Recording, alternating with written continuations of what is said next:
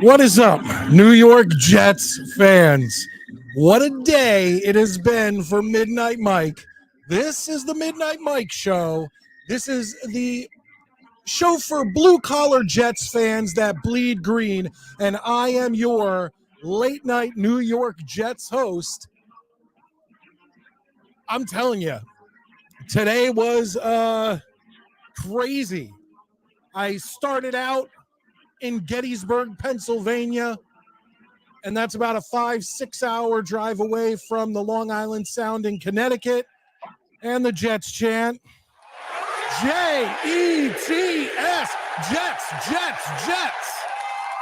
All right, so training camp has begun, and we're going to talk about that. As a matter of fact, I'm going to need you guys to tell me what has happened in training camp so far. I caught some stuff that I want to talk about, but I am so out of the loop. I thought I'd be able to keep in the loop with not only the New York Jets training camp beginning, but also with the whole politics thing. As soon as I left, the first day I was leaving, someone dropped out of the race. I don't want to even say any names or anything because now I've had two shows where I brought up names of people, and those two shows are the only two shows that had a certain view count, and I watched like 50 views just disappear.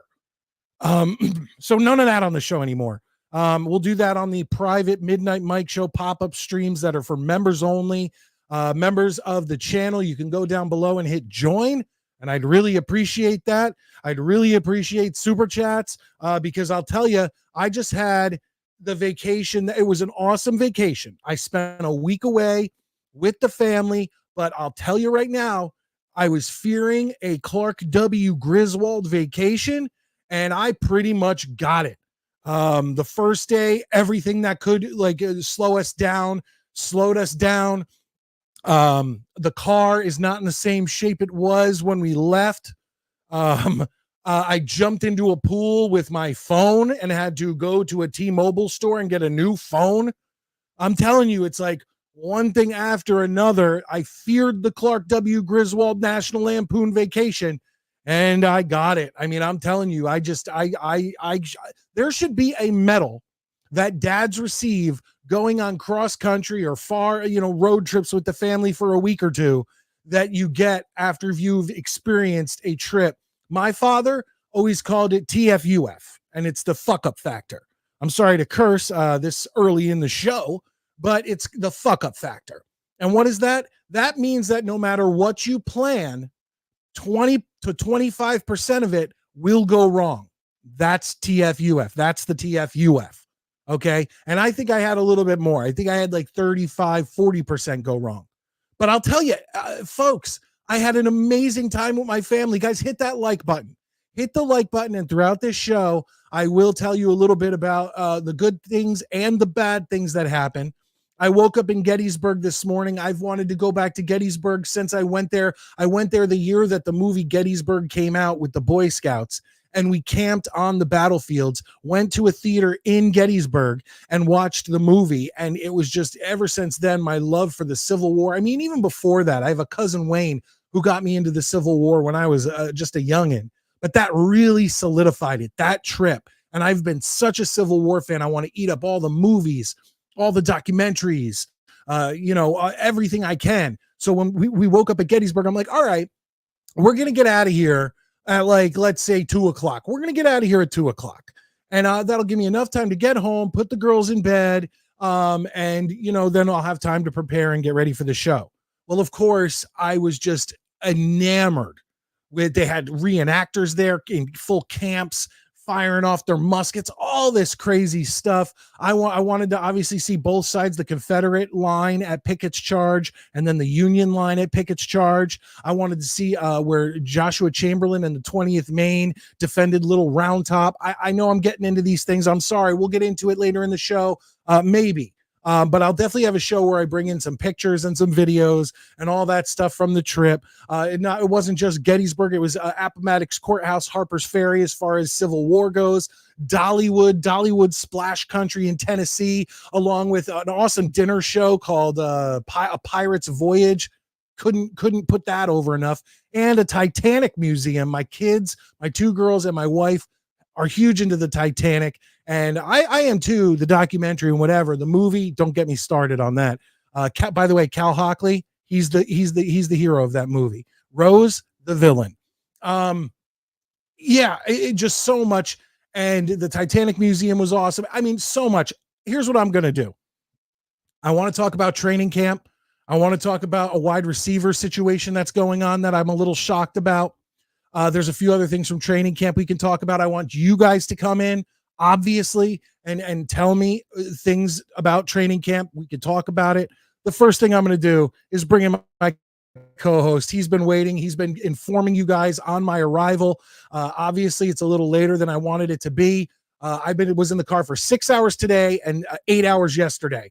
All right. So I am beat. It shows my loyalty to you. And by the way, another thing on the trip, it cost literally $1,500 more with gas, extra hotels, food, souvenirs, all this stuff than I thought it would cost. So memberships and super chats are really fucking appreciated at this point. Okay. Let's bring him in. Maddie, how you doing tonight? Good. What's up? I held it down. I let everybody know what happened to you. Thank you. I assume it was something ridiculous that you told them? Oh, absolutely. I told him you got arrested outside a bathhouse on I-95. Bathhouse is, I prefer rest areas. Highway rest areas are the bathhouses for many, many, many, many, many, many, many gay men. Something about Mary. So, well done, sir. Well done. Well done. Yeah. Great movie. It's been what a week, man. Holy crap, dude. There's been so much going on between politics, sports, Comic-Con. There's all kinds of crazy shit going on. It's hard to, just keep focused on one thing. Now, when you say Comic-Con, did something crazy happen at a Comic-Con? Nothing major, just because that's my shtick. Just a lot of just news trickling out that I'm interested in. Projects got announced. Marvel's finally giving my boy Dr. Doom some love, as he should have, and shit like that. They got a big whole year-long Dr. Doom event. DC is popping out what's called their Absolute line, which looks pretty good. Again, it looks good. I haven't read anything of it. It's starting in October, so. And then, politics has been fun this week, and then training camp. It's been one thing after another, and I got a bill for a lot of money from the doctor for my knee, so that's awesome. Good. Yeah. Yeah, so, we made sure to we made sure to make our bills go through the roof. We already had to get part of our roof replaced, which can be a couple $1,000s, and we haven't done that yet. Then I backed into a metal pole with a metal mailbox on it because my wife thought she saw a mountain lion, which don't exist in Tennessee. I told her it was deer. She insisted I turned around, and then I pulled into this random driveway that had this real dip in it that I didn't know was there. So I hit the gas to go into this driveway, did a dip, it went faster and into this metal mailbox and messed up the back of my car pretty good. So that's gonna be a couple $1,000 repair. Yeah, love that. Great stuff. I want to go through here and just give props to people who were in here or are still in here. So Zachary says Braylon Allen is going to be good for us. Have you seen anything from him on training camp? Not really. I mean, I just saw that he was there. Well, obviously he was there. Unlike Hassan Reddick. That's all Reddick. I saw. I was just like, okay, cool. He's hanging out. I mean, I think it's cool. They're getting a lot of these one-time Jet legend types to come hang out, talk to the players. Yeah. Braylon Allen, I'm sure will have some very good advice for the receivers. I did see a heated, what looked like a heated conversation between Rodgers and Garrett Wilson. And then they just fucking shook hands at the end of it, which made me feel really good. But I saw a bunch of clips coming out of Rodgers just on a dime, just hitting guys. God damn, dude, his throw is just amazing. At 40, he throws it so damn good. It's amazing. I'm just really excited for the season. And I have my own thoughts on the Hassan Reddick thing that we can get to later. All right, we'll talk about that a little later. Bobby Midnight, I don't know if he's still around. Sorry, Bobby, I pulled your comment down. He said he'll be out here Tuesday.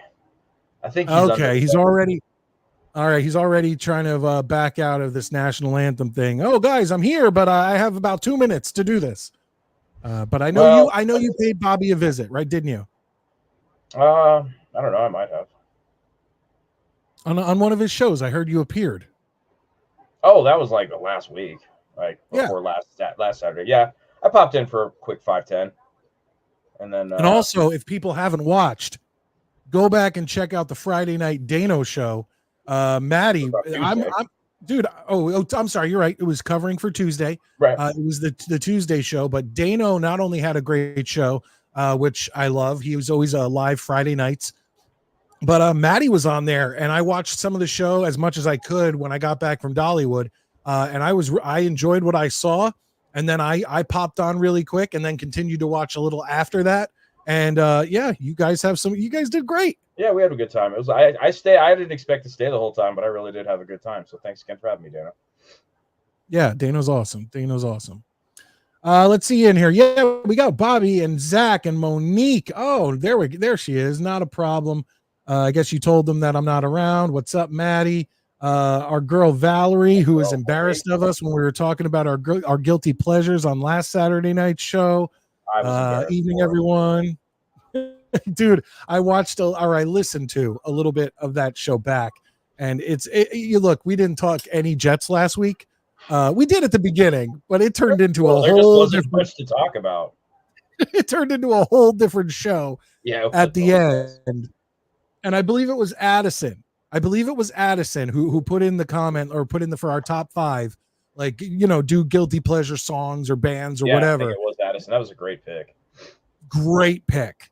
I really enjoyed that. Yes. Scott, of course, is in here. We got to talk to Scott on Dano's show. That was awesome. Pulled over at the wrong rest stop dinner. Yeah, well, sometimes look, I wasn't blowing the guy. The other guy was. I was just trying to take a piss. Dave. Yeah, guys, thank you so much for being in here. I really appreciate it. Who's this? This is new. I don't know this person. Maybe Mike got lost in Dolly's cleavage. Way to go. I'll tell you. Let me just tell everybody something. Dolly Parton has the most she is the most innocent, beautiful voice. When she was younger, it's unbelievable. And yes, those boobs are just massive. But I'll tell you, just learning more about her throughout like the last couple months. I mean, I've always been aware of her and liked a lot of her music, but she just is amazing. And Dollywood is awesome. I recommend it to everybody. It was incredible. We got someone in the green room. I'm going to bring him in so we don't get too held up. Because the more people who end up in the green room, what ends up happening is it ends up slowing down my end of the computer. So I'm going to bring in people as soon as they pop in, and I will pop in a link in a minute. But let's bring him in. I don't think he's been on before. Jake Klein, how you doing tonight? Good evening, guys. How you doing? Hey, man, how are you? Yeah, I just stumbled upon your page like 20 minutes ago, so I just thought I'd just come on, just hanging out tonight, having a drink. So, boy, that's what we're doing. Same here. Vodka soda. You ever guys had Happy Dad before, by the way? No, is it good? I have not. Yeah, my boy actually does. I live in Manhattan. He runs the whole like Northeast area for like supporting marketing the products. So it's been like all over the place in the city. It's good. It has electrolytes, so you don't feel like crap like by the next morning. It's really good. So is it a beer or a seltzer? It's a hard seltzer. It's like Okay. I'm kind of off like White Claw and all the other stuff now because it's just all sugar and you just feel like I don't know if I can curse in the show or not. You feel like shit the next morning. So basically, it just makes you feel like refreshed. You don't just feel like completely hungover, which I luckily don't get them. Anyway, so you there? Yeah. Cool. No, it's funny. I'm actually talking to my Jets fan right now. We're talking about the Reddick deal. Or what we think the Reddick deal is going to be. I go on Jake. You guys know Jake Asman, right? I'm guessing you know Jake. Oh yeah, absolutely. Funny guy. Yeah, no, we talked a few times, and like we came to a mutual agreement that basically we believe he really should just get a 1-year extension. Like this should not be anywhere around like the Brian Burns deal. That's what I think he's striving for more than anything. I just really don't understand like how JD got it to this point. Like I've been a JD supporter. I think he had a great draft. Well, a lot of people really put him down for it. I just think, truthfully, this whole verbal agreement of well, we told it, he said it'd be a 1-year deal. He'd play on the 1-year deal. Listen, I know people from Philadelphia, man. They said he dogged it all through camp. He dogged it all through last season because he wanted to get paid. He's a Camden kid. He's from Philadelphia, went to Temple. So if he's literally telling you that he wouldn't even stay in his hometown, that tells you he was never going to play out this last year without getting paid. So the bottom line here, in my opinion, is if he wants to get paid, go to Carolina like Robert Hunt did and got a $100 million contract. You want to go there, great. Nobody's going to give you this kind of money. So this is where JD should have just said, look, we'll give you the 1-year deal with incentives. If you get over 10, 12 sacks, we'll give you a $5 million bonus. You go into the playoffs, we'll throw a couple million at you. Outside of that, there is no justifiable reason anyone here can say the guy should get the $25 to $28 million Brian Burns kind of deal. I just think it's utterly ridiculous. I'm going to actually take it even a step further and say that I don't even want to give him the 1-year deal. And I know you're new to the show. My thing is he's done literally nothing for the New York Jets. Everything he's done has been for the Philadelphia Eagles. So in my opinion, I think they should. I understand him not wanting to go into this year with no money guaranteed. He gets injured, he's out money. Okay, so I have no problem with the Jets saying, okay, you're getting 14 or 15, whatever it is, $1 million this year. We will guarantee 8 of that million or whatever it is. Give a number. It doesn't even matter. We will guarantee a certain amount of this contract, but we're not until you prove to us you're a New York Jet and you produce for the New York Jets. I don't see a reason, especially when he came in, like it already, there's a bad taste in the mouth of fans. There's already a bad taste in the mouth of YouTube content creators, of ESPN guys. I'm sure like guys like Rich Eisen and Greeny and all these guys are looking at Hassan Reddick and being like, who is this asshole? They may not say it, but they're thinking it. And then what about his teammates?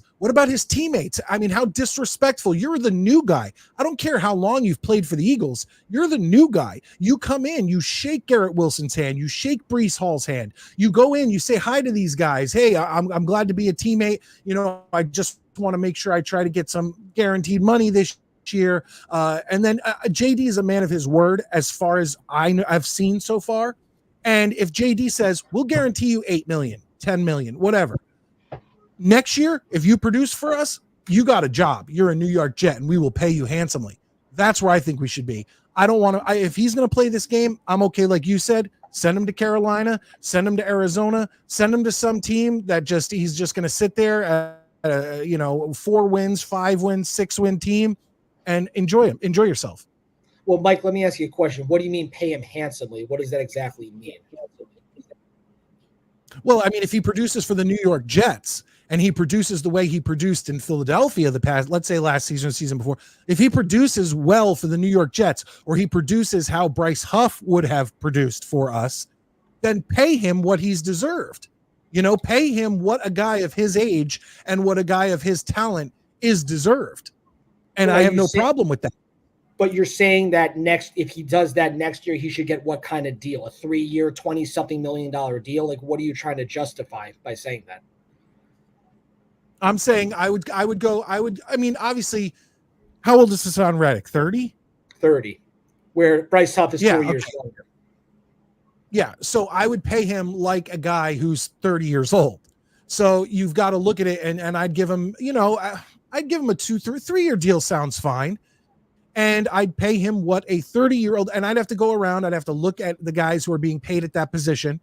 But I have no problem if they want to show him the money after he's produced and showed himself to be a good teammate. And he's already blown that, in my opinion. He's already blown showing you're a good teammate, showing you're a team player, showing you're part of he's already blown that, in my opinion. I'm very critical. I know you're new to the channel, but last season, go back and watch some of my reaction videos. I jumped the gun quick, and guys can lose my faith very quickly being a New York Jets fan. I've been a Jets fan for 40 plus years, and I just have I have no qualms about trashing the hell out of a guy that I don't think is there for the right reasons. And I already think Hassan Reddick is not there for the right reasons, but it's a business. So if he wants to prove himself this year with some guaranteed money, I get that. I get wanting guaranteed money. Give him some guaranteed money, prove yourself this year, and then give him the contract that he deserves as a 30-year-old or 31-year-old 3-year deal going forward.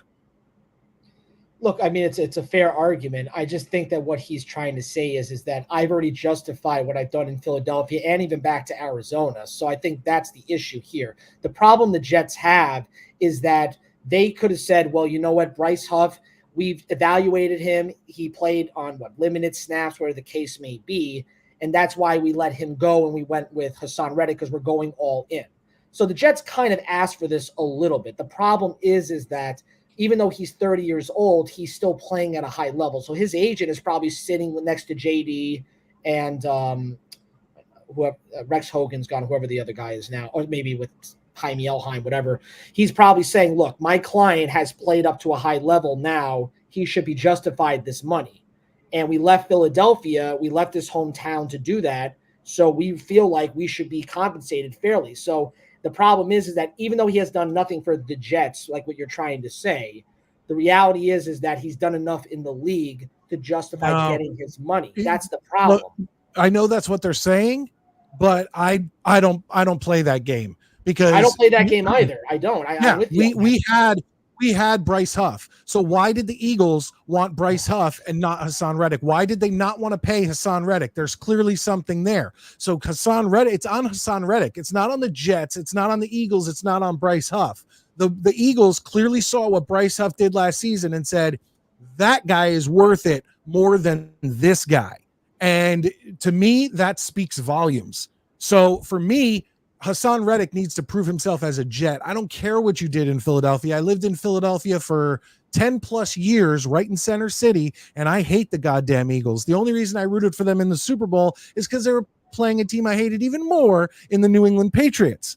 But that means nothing to me. He needs to come in, prove himself. And look, I understand it. Once again, it is a business. Chances are he's going to get some sort of contract extension, but I don't want that. I'd rather send him somewhere else. I really would. I'll go with Jermaine Johnson and Will McDonald. I'll go with that. I'm fine with that.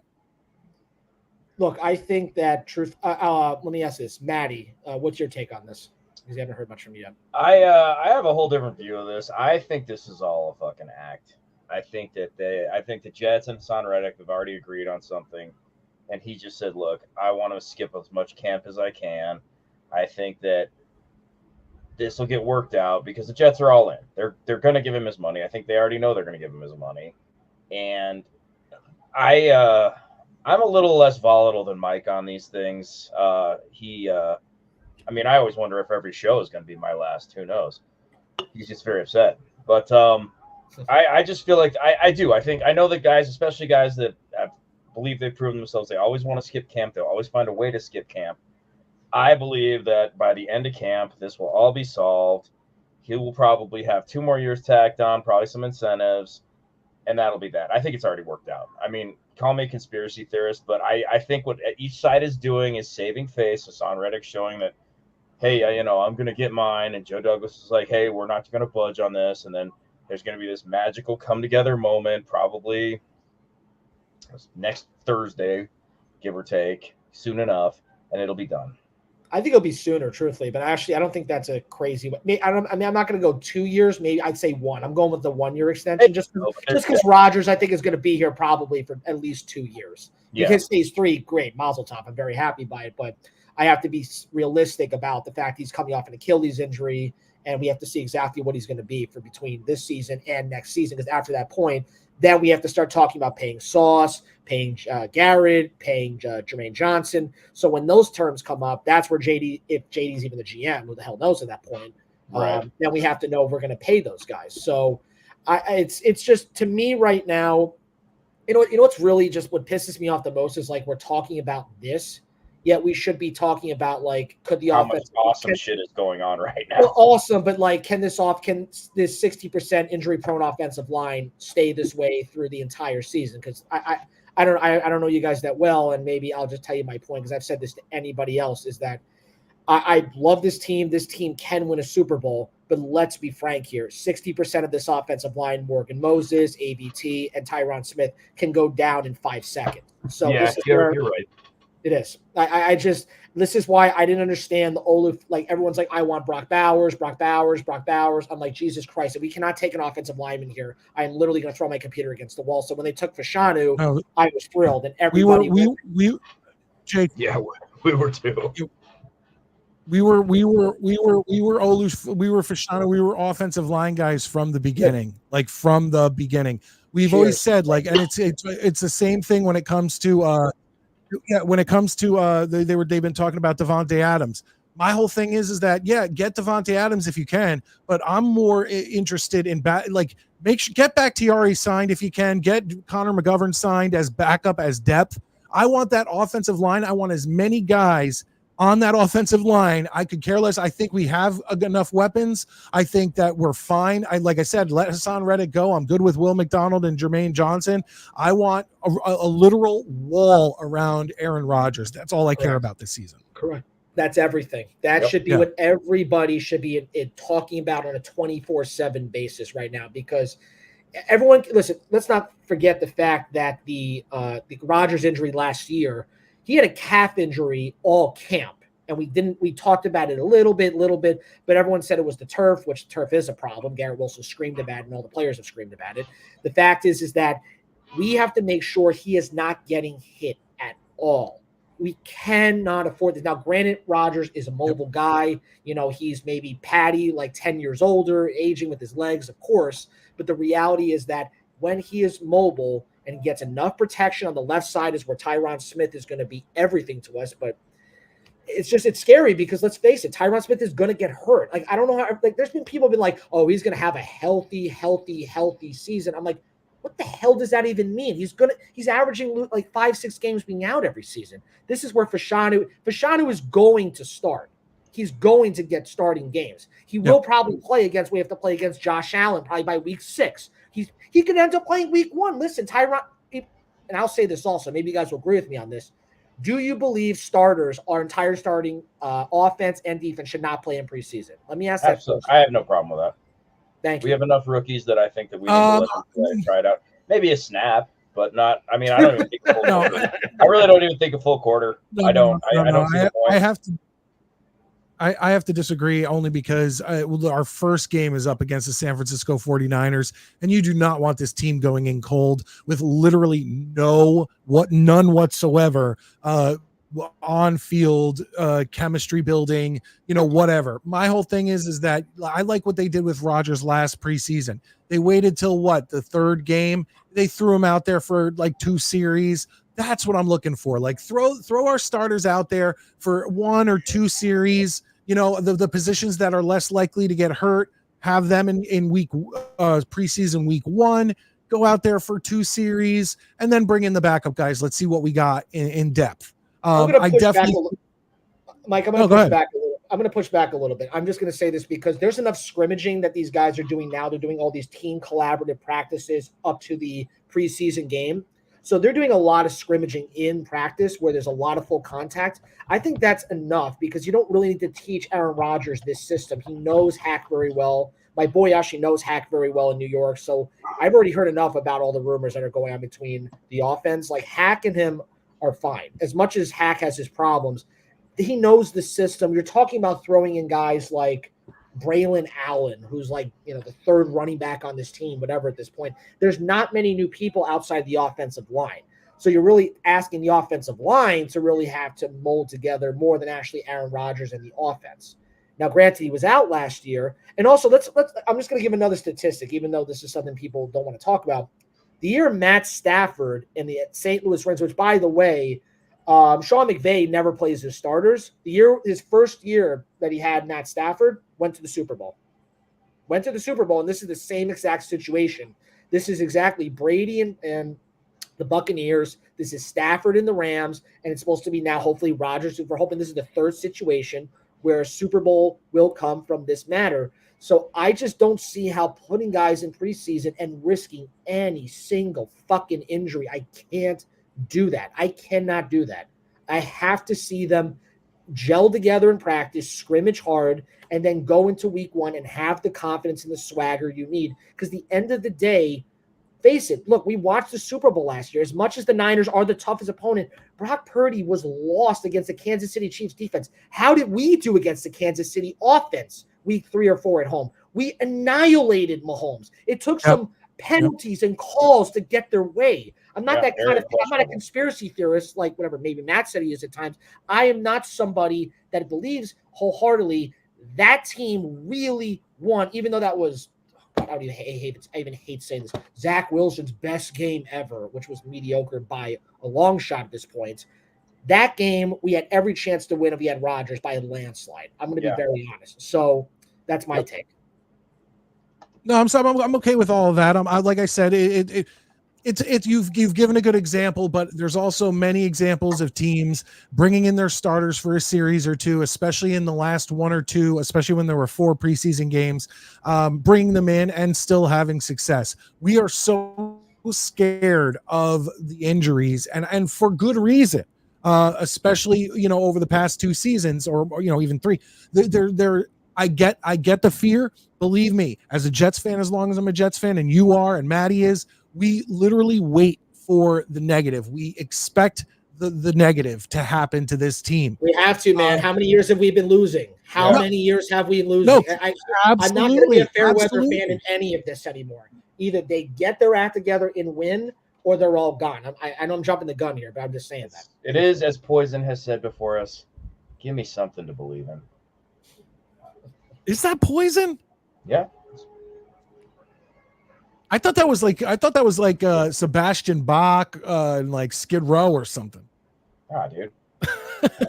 I don't know. I'm a big Poison fan, but I'm not, not necessarily that. I guess not big enough of a fan. But Jake, listen, I appreciate you calling in, and I hope that this show is good enough for you to come and join us. We're live every Saturday night at 9 p.m. and every Tuesday night we come on after Talking Jets with Green Bean and them. We come on at 10 p.m. And those Tuesday nights we only do an hour, and then Saturday nights at 9 usually we do 2 hours. And they always go over. But I want to thank you for calling in. I got people in the green room, and I got some gifted memberships that I'm excited about. I like this open floor. Like I've been on other shows before. Like I like Jake's show. Like I was on Tyson's show, whatever. They got too political for me, whatever. But you guys, I'd like you to give an open forum about this. So I appreciate you guys letting me come on here. Please come back. And it's not an argumentative kind of thing. But at the same time, we're being honest about fans here. We can't sugarcoat this anymore. We have to be realistic about the state of this team after last year and the team's past. So I'll come back on again, guys. All right. Thank you. Have a good night. Thanks for being here. Really enjoyed you. Have a good night. Dude, that was awesome. I love when new people call in.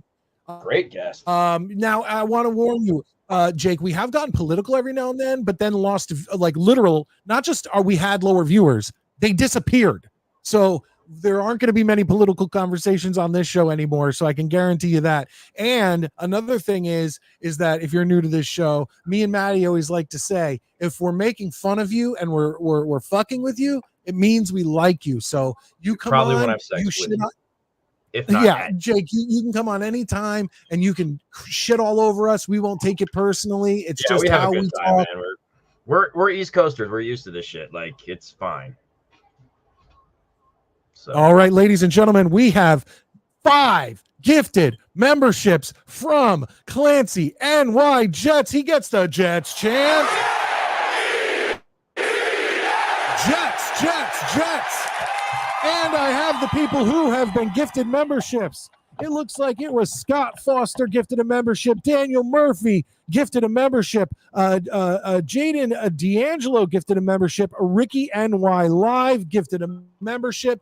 I just want to point out, folks, that some of these guys actually just timed out on their memberships. So Clancy comes in, and what does he do? Gifts 5, and they get them right back. So congratulations to all the people I just named. And Clancy, thank you so much for your support of the Midnight Mike Show. This will help out in making up for some of the money that I got just bent over and stolen from on my vacation where things... Dude, I was just literally an hour ago, we hit the Darien rest area in Connecticut, and we were about an hour away from home.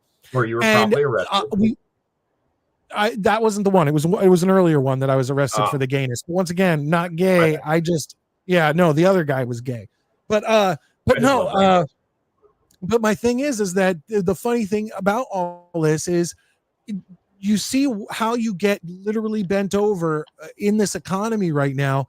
We go into the Darien rest area, and all I was doing was grabbing each of my kids a Happy Meal, and I was getting a soda. Two Happy Meals and a soda, $25. Okay, the Big Mac meal alone was $18, medium. What? $18 at the rest area for a medium Big Mac meal. So just think about that in November, folks. That's all I'm saying. But thank you, Clancy. I really do appreciate that. And anyone who wants to thank Clancy, make sure you do so. I'm sure that everyone who was gifted a membership sent a thank you to Clancy. And I really do appreciate all the memberships, all the super chats. I've got to update the scroll on the bottom of the screen. Obviously, I didn't have time to do that. I came in here and just boom, started the show. But another thing I noticed, and we're bringing in Metz in a minute, folks. We'll see what he has to say. Think I'm watching the movie The Sixth Sense behind me. Oh, are you seeing dead people? That couldn't be any fucking further off than what I am watching. And if that scene didn't tell you, it's not. I noticed something, Maddie, and I should have known this. Just like when I started doing live shows after the Jets season ended, and I realized a couple weeks, like 1 or 2 weeks in, when the playoffs started, oh shit, why aren't my numbers good? Oh, because playoff games go on Saturday nights. I should have known this. And I don't think this will affect us the same way that the playoff games did. But if you'll notice, I'm going to bring up a graphic here. There's your preseason schedule. The Washington Redskins, Saturday, August 10th, 12 p.m. That won't affect our show. I'm excited about that. That was fine. The Carolina Panthers away, Saturday, August 17th, 7 p.m. I don't think that'll affect the show much. No, maybe half an hour in. By the time we come on at 9. Wait, what? It might cut into about a half an hour of the show, give or take. No, but I'm saying by the time we come on, it's going to be an entire field of guys who aren't making any teams. Oh, okay. I see what you mean. I thought you meant it'd be over. I'm like, not unless they put a second game. The second preseason game in the fourth quarter. Scrub City. And then, of course, this one, most people usually watch the whole game. The Jets versus the Giants, Saturday, August 24th, 7:30 p.m. I just want to let everybody know none of these games are going to affect our schedule. He's saying none of these games are going to affect our schedule, guys. You're What? cutting out. You were cutting out real bad.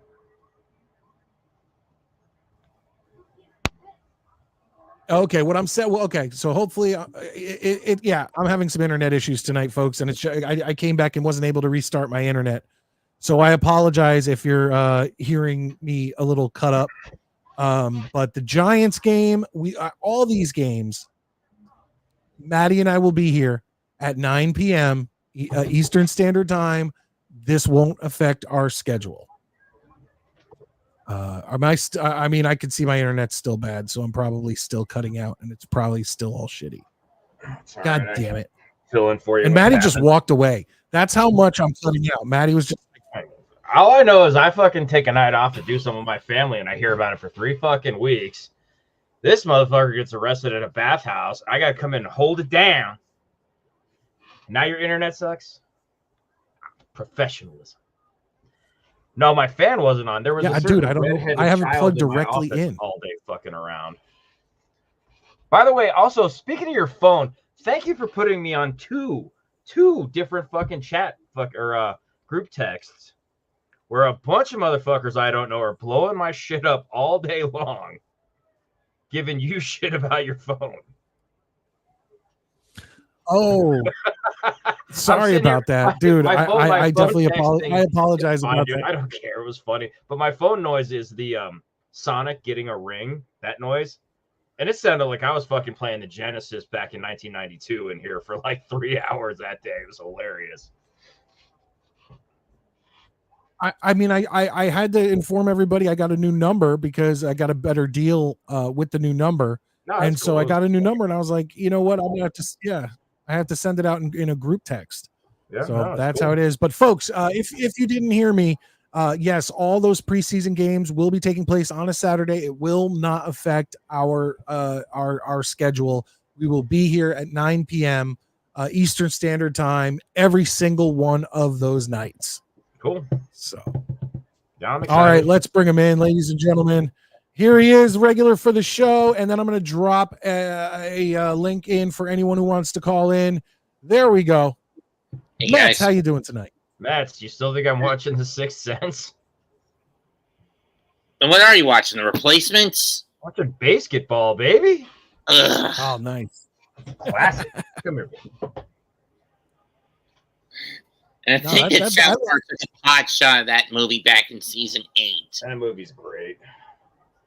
Well, I not only do I like basketball, but I also like. I mean, there's those shitty like whatever, but they're still funny sports movies, and I put basketball in there with like Beer League. Like I love Beer League Yeah. with Artie let's Lang and put tonight fucking Ralph top five. Bosco. Top 5 dumbest sports movies that you like. Yeah, That we like. How's that sound? that's fair. Oh, Well, shit, I'm we gonna gotta have to think come up about with that one. soon. That's yeah. I just realized that. I forgot it. I am so off tonight. Like I can't even. I was like I said. I pulled in the driveway. I started unloading shit out of the car. My wife brought the kids upstairs. Showered them quickly because we were sweating at Gettysburg, and then whatever. And she showers them, gets them in bed. I'm unloading the car. I immediately sit down. Boom! I go live as soon as I possibly could because I get What it. was it like? What was it like being on Cemetery Ridge, by the way? I was right next to Cemetery Ridge. Like I said, I had to cut when we got there. I had to cut so much out. So what I had to see was, and I mentioned this at the start of the show, I had to see the Confederate lines for Pickett's Charge. I had to see the Union lines at Pickett's Charge with the grove of trees. I had to see Little Round Top. They just restored it. It was amazing. So I made sure to catch all those. And then I also took in the statue of the chaplain for the Irish Brigade who ended up founding Notre Dame College. And I feel like there was something else, but it was amazing, Mets. It's just an amazing. Mets, I have something to show you. I actually have something to show you. I'll be right back. You and Maddie talk for 1 second. Oh God, this is the night we finally see his dick. Swing and a miss by Judge. Oh, anyways, so it's been quite the week, though. Thank you. By the way, I noticed we have some new people in tonight. Good to see everybody. Clancy, awesome man. Thank you for all the gift subs. Scott, I know we talked about this, but I drink a lot. When are you going to be in Colorado? I think you told me, but I don't know. I can't remember. But we'll catch up and watch a game. Here we go. Clancy's got a comment for you there, Mets. I heard about it. Out for the whole year with a grade 1 calf strain. That's With a high grade calf strain. That was brutal. Yeah, beating the Yankees was awesome. That's for sure. Always a win. I have to say, I don't like the City Connect jerseys, but I really like the hat. So Yeah, and I don't like them because we hardly ever win those damn things. And we've only won twice in those. I can't get superstitious about the jerseys. They're just I think they're just ugly looking. But the hat I think looks cool with the bridge. I like the hat. So what is it you wanted to show me, Mike? So I don't have when we went down there was a few a few places down there that in the South that we don't have up here in the Northeast. Okay. And I always I'm a fast food. I'm a junkie and it sucks because it's not good for you. We stopped at an A&W Long John Silver's, which was amazing. We stopped at a Hardee's Roy Rogers, which I haven't had a Roy Rogers up in the Northeast since the 80s. But there was still some a more. Roy Rogers in the Tennessee area? There is a Roy Rogers. I think it's in Virginia, actually. Oh. There's still a Roy Rogers, but Hardee's is Roy Rogers. It's the same thing. But there was somewhere else that I had to stop, and it was because you. What? Was it Buc-ee's? No, It's gonna be Buc-ee's. Oh my Rescue God.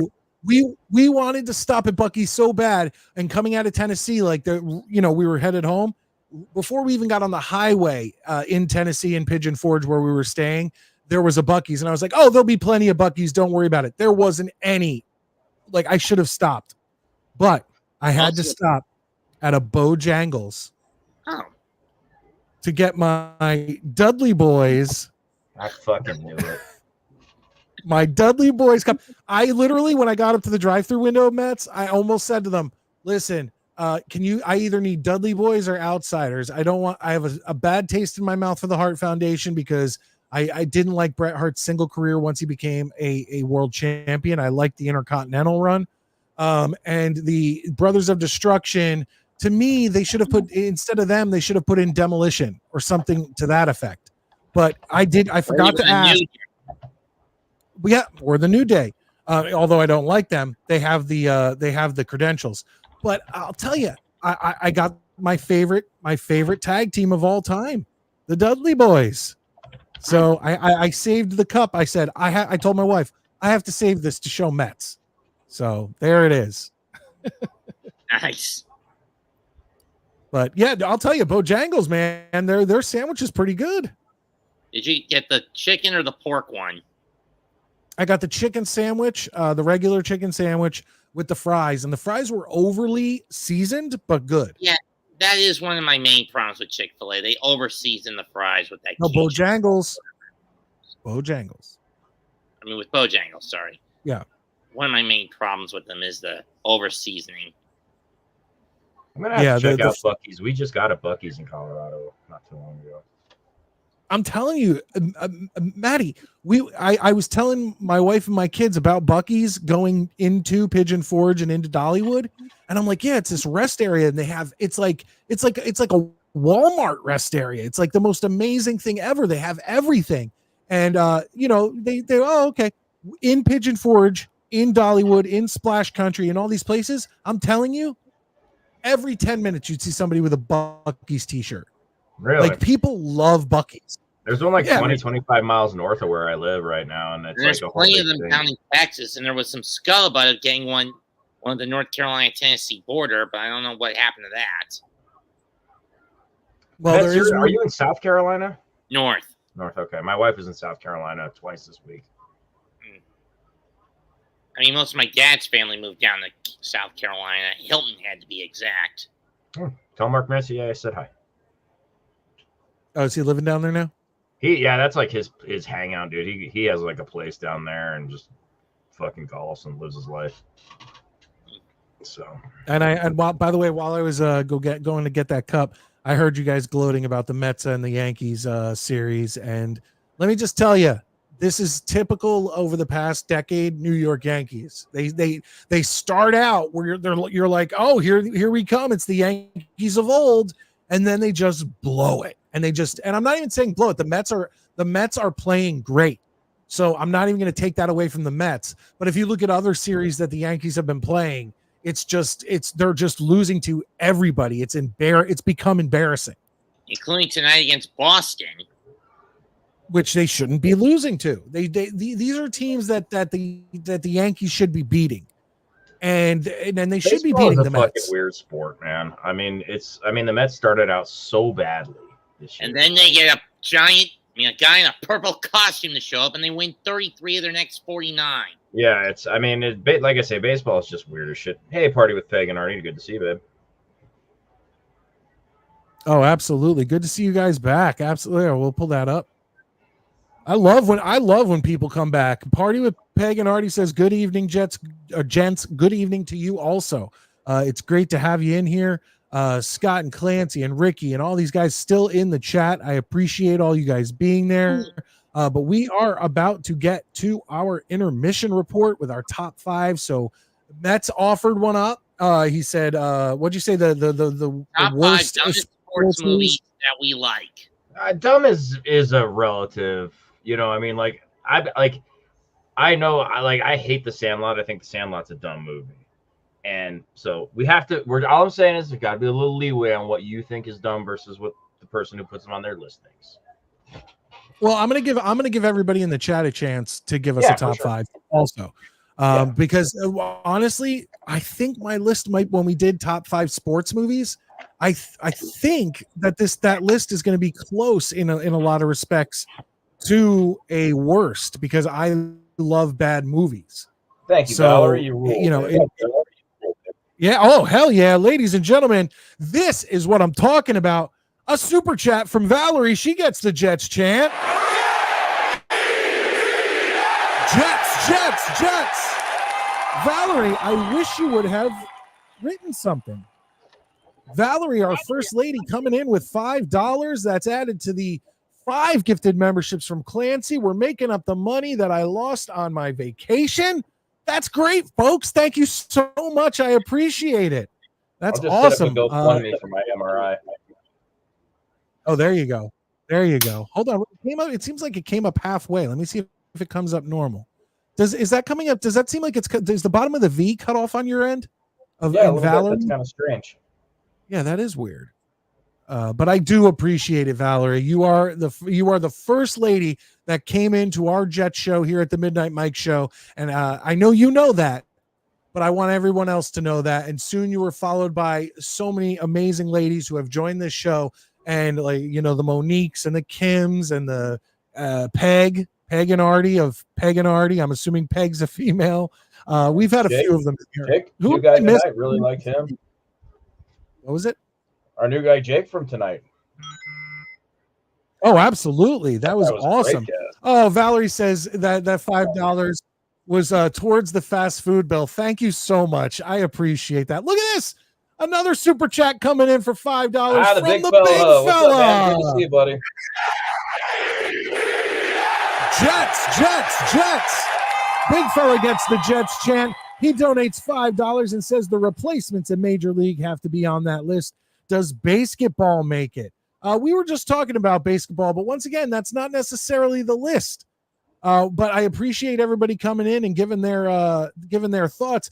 I would say the replacements maybe could be on that list, but it was a decent movie, and Major League was a great movie. So I don't know if I'd consider that like a. Yeah, but would you consider it a bad movie? No, but we're not saying bad movie. We're just saying like ridiculous movie, like Major League would never happen in the major leagues. Kind of like Mighty Ducks. Like when I watched the Mighty Ducks, I've been playing hockey my whole life, and I was just like, this is fucking lunacy.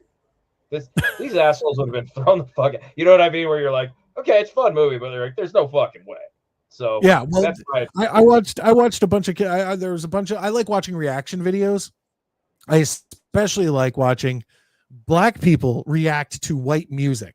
That's one of my favorites because it's hilarious, and I love watching them go, holy crap, like these people, and no matter who they have great voices. Like I've been recently watching people react to Kenny Rogers. His voice is like butter. You know what I'm saying? It's like one of those things. But oh my God, guys. My mom Hold on, we got a bunch of super chats coming in. Scott Foster with $1.99 gets the Jets chant. Jets. We might break a record tonight, folks. Scott Foster. Party with Pagan Artie. $5. Also, a channel member says $1.99. This is for the beer. I don't have a beer tonight, but you know what, Scott? I'll put it towards a beer. For a future show, and I really do appreciate that. Dad seltzer. I just looked it up. There's plenty of places to buy it around me. Oh, nice. And that was what Jake was drinking, right? Yeah, I want to try it out. And like Matt said, we have another super chat coming in with a Jets chant. Party with Peg and Artie. Jets. Donates $5 and is also a channel member, part of the Midnight Mafia. Says Rudy all day. Once again, Rudy is not a terrible movie. I think Rudy's a great movie. Now, granted, it is a little bit more historically inaccurate than I thought it was when I was a kid. But I can watch that movie anytime, and it almost brings a tear to my eye. You know, like when his dad finally gets off the bus with his brother at the game that he's going to run out on that field, and they're all so like, oh my God, he effing did it. He's out there on the sidelines with Notre Dame. It's like that gets me every time. But Party with Peg and Artie, thank you so much. They are also members of the Midnight Mafia and channel members, and I really do appreciate this, guys. You guys are making this night so worth it, and we might break some records. Like I said, we might break some records tonight. Brandon, I always But feel here's the what we're same- gonna do. Brandon, I feel the same Go way ahead, about Max. Remember the Titans that you do about Rudy. Like, I haven't seen that movie in so long. I would love to. I'm gonna check. I even want to watch The Replacements again. But Maddie, have you watched Varsity Blues yet? No, I haven't. I haven't had God time, damn it. man.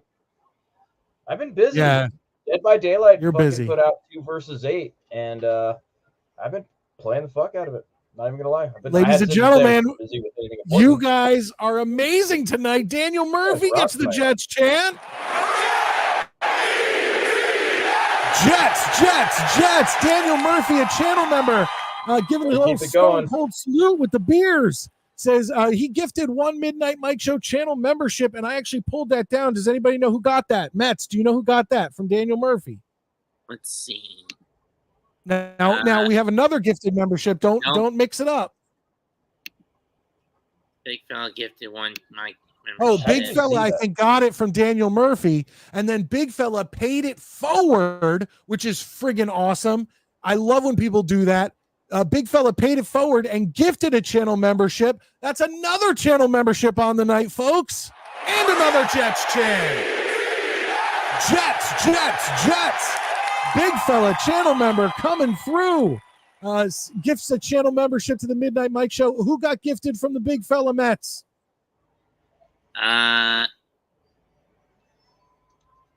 Got from Murph, Elo Nodini, couldn't.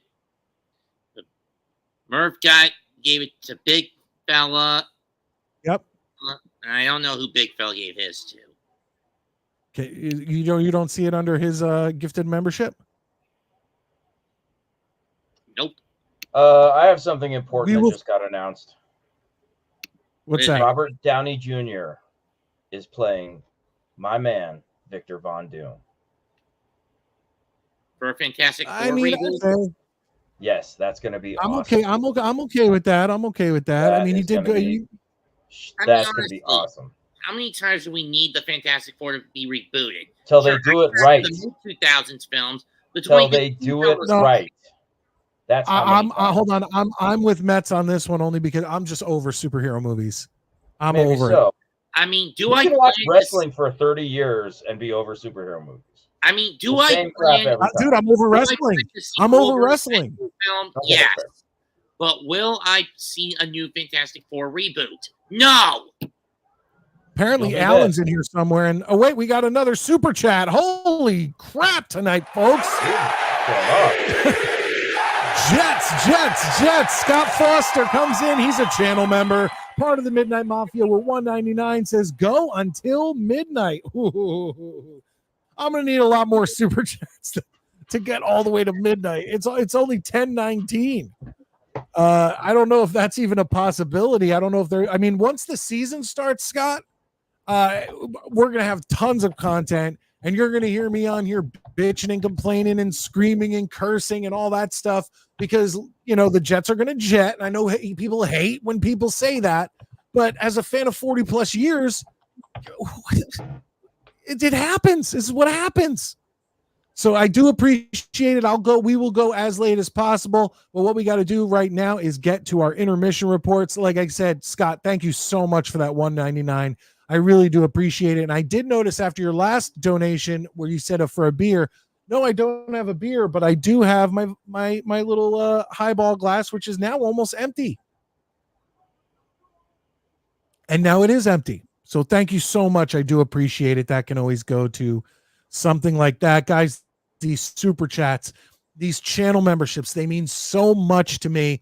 I love the fact that you guys love the show, and me and Maddie love you back. So got to get to this intermission report. You got to get your top fives in. Let me update hold on. Let me update the chat. And Mets, anything else you want to say before we get to this so we can oh Nope, shit. I'm aware of one to say until we get to this. All right. Well, Mets, I hope you'll stick in the comments and talk about this. Yes? No? Okay. He's Sure. pleading the fifth. All right. Have a good night, Mets. We got to get to this. All right. I never know how to read Mets sometimes, you know? Yeah, I don't It's either. There are tough. times I'm like, sometimes I think he's like Steve Buscemi from Billy Madison. Oh, please. Don't get me started. Scott Foster comes back with 199. Another 199. Jets. Scott Foster, channel member, says, was that a challenge? So if you're just started watching and you weren't watching 5 minutes ago, Scott gave a super chat and said, go till midnight, and donated his 199. And I was like, oh boy. Well, he says, was that a challenge? And there he goes with another 199. I'll tell you what, if members, gifted memberships and super chats come in, I'll go all damn night. Folks. Maddie can leave. You have fun with that. I'll bring in other people. It'll be a great night. We'll see what happens. But when we get back from this intermission report, I want to talk about the fact that from everything I've read over this first week of training camp, Malachi Corley on the second team, Jason Brownlee playing on the third team, neither of them getting first team reps. Correct me if I'm wrong. That's what it's looked But like to me. that's what I've been hearing, folks. And we're going to talk about that when we get back from this little intermission report. And also, another thing is that I will drop in the link and more people can join us on the show. But get your top fives ready, folks. Here we go. We got to get to our intermission report. We got to get to Mike and Maddie's top five. Let's get this started. Let's all go to the lobby. Let's all go to the lobby. Let's all go to the lobby to get ourselves a treat. Delicious things to eat. The popcorn can't be beat.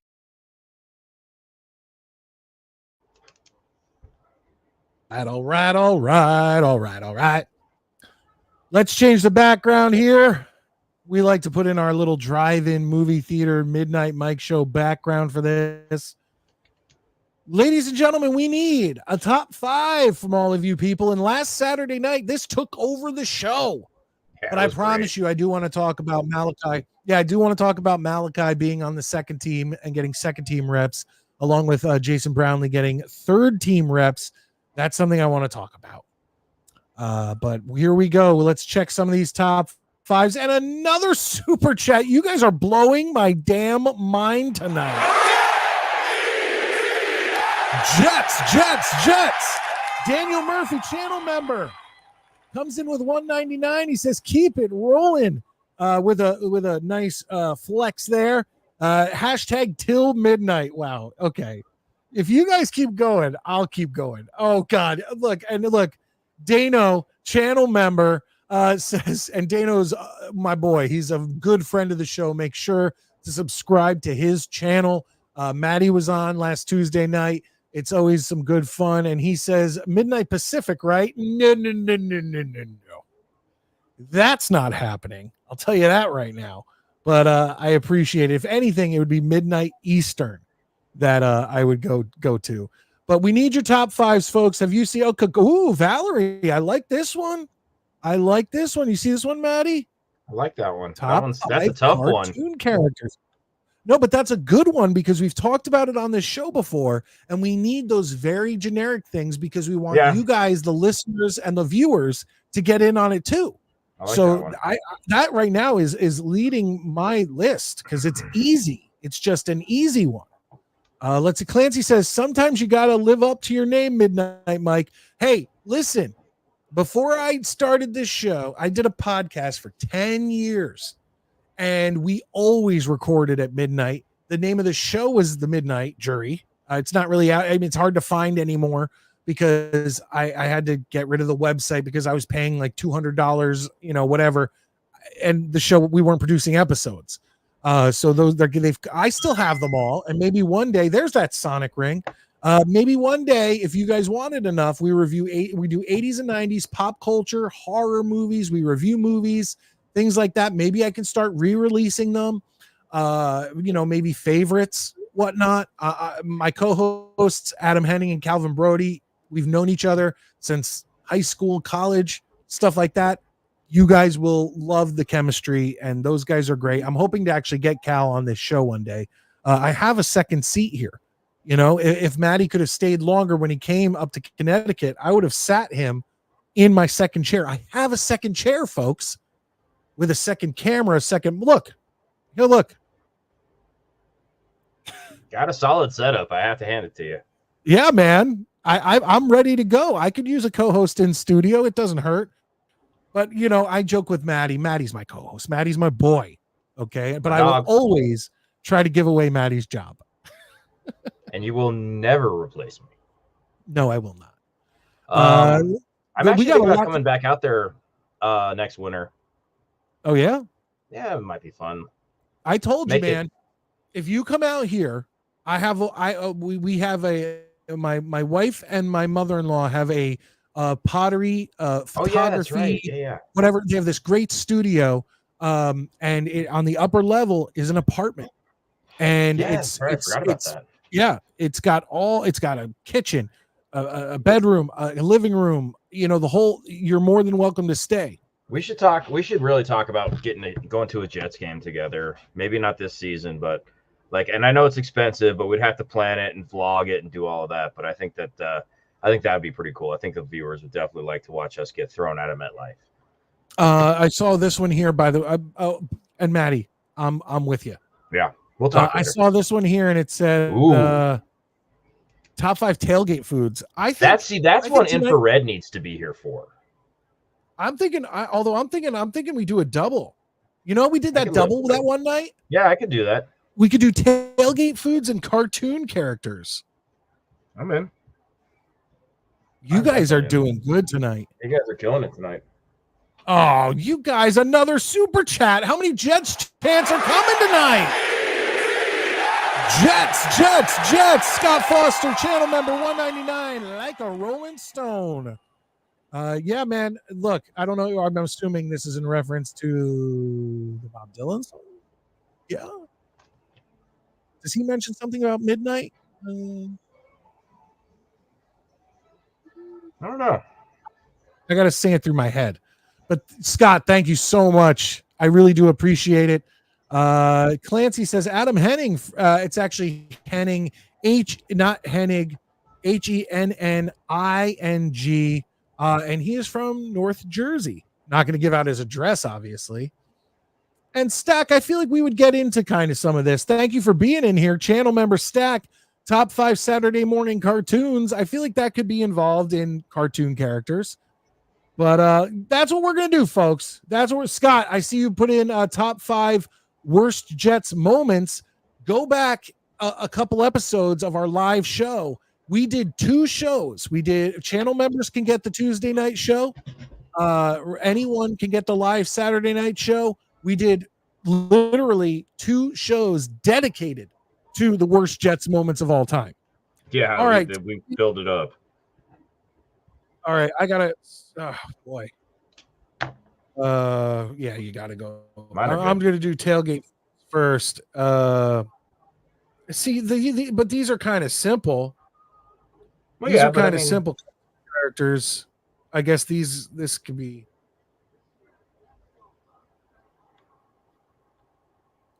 Maddie, give me start reading some of the chat if you could. All right. I know you probably got yours first. Guys, we're doing Worst cartoon Jets characters and tailgate foods. So get your top 5 cartoon characters and your top 5 tailgate foods in right now in the comments section. And yes, that's funny, and it's true. It took 2 shows. It took 2 shows, and we still didn't get all of them. I mean, no, you get it's so many more. The Jets are just 60 years of it easily. It's so bad. Yeah, we had so many bad years. Oh, Pickle Rick, good one. I didn't even think about Rick and Morty on my list. I love Rick and Morty. Let's see what else we got here. Game already came out. I gotta say, guys, I'm nerded out about this Doctor Doom announcement. This is my shit right here. And once again, I'm these lists are off the top of me and Maddie's head. We can Yeah, use your help. these are not our definitives. Correct. And we could use your help in the comments section. Please go down below and put in your top 5 cartoon characters of all time, your top 5 tailgate foods of all time. We definitely would appreciate that. I got 4 tailgate foods and 3 cartoon characters. And, I'll tell you what, I'll do my 5 tailgate foods. We don't have to go back and forth on that one because I think we're gonna have a lot of the same ones. I'll do mine, you do yours, and then we'll do back and forth for the cartoons. For tailgate foods, I mean, burgers is my number 5. Everybody loves a good burger. Number 4, big fan of brats and sauerkraut, and I love sauerkraut on pretty much anything. My number 3 is actually it's very popular out here. A lot of people do tacos. They do street tacos. Lot of Mexican food out here for football games. And when you get somebody who makes like really authentic Mexican food and they do some good street tacos, my buddy Rich from work, he is a Bronco season ticket holder and one of the few Bronco fans I don't wish infinite torture upon. He makes amazing food. Number 2, ribs. You throw some good ribs on the grill outside in the lot. I mean, you can't go wrong with that shit. My daughter Sasha is a fucking rib maniac, dude. She fucking tears through ribs like she's ripping up a gazelle on the fucking plains. And my number 1 is wings. I love wings. I love wings any day, anytime, anyways. But I adore just wings and just watching the game, chowing down on some as hot as you can get them.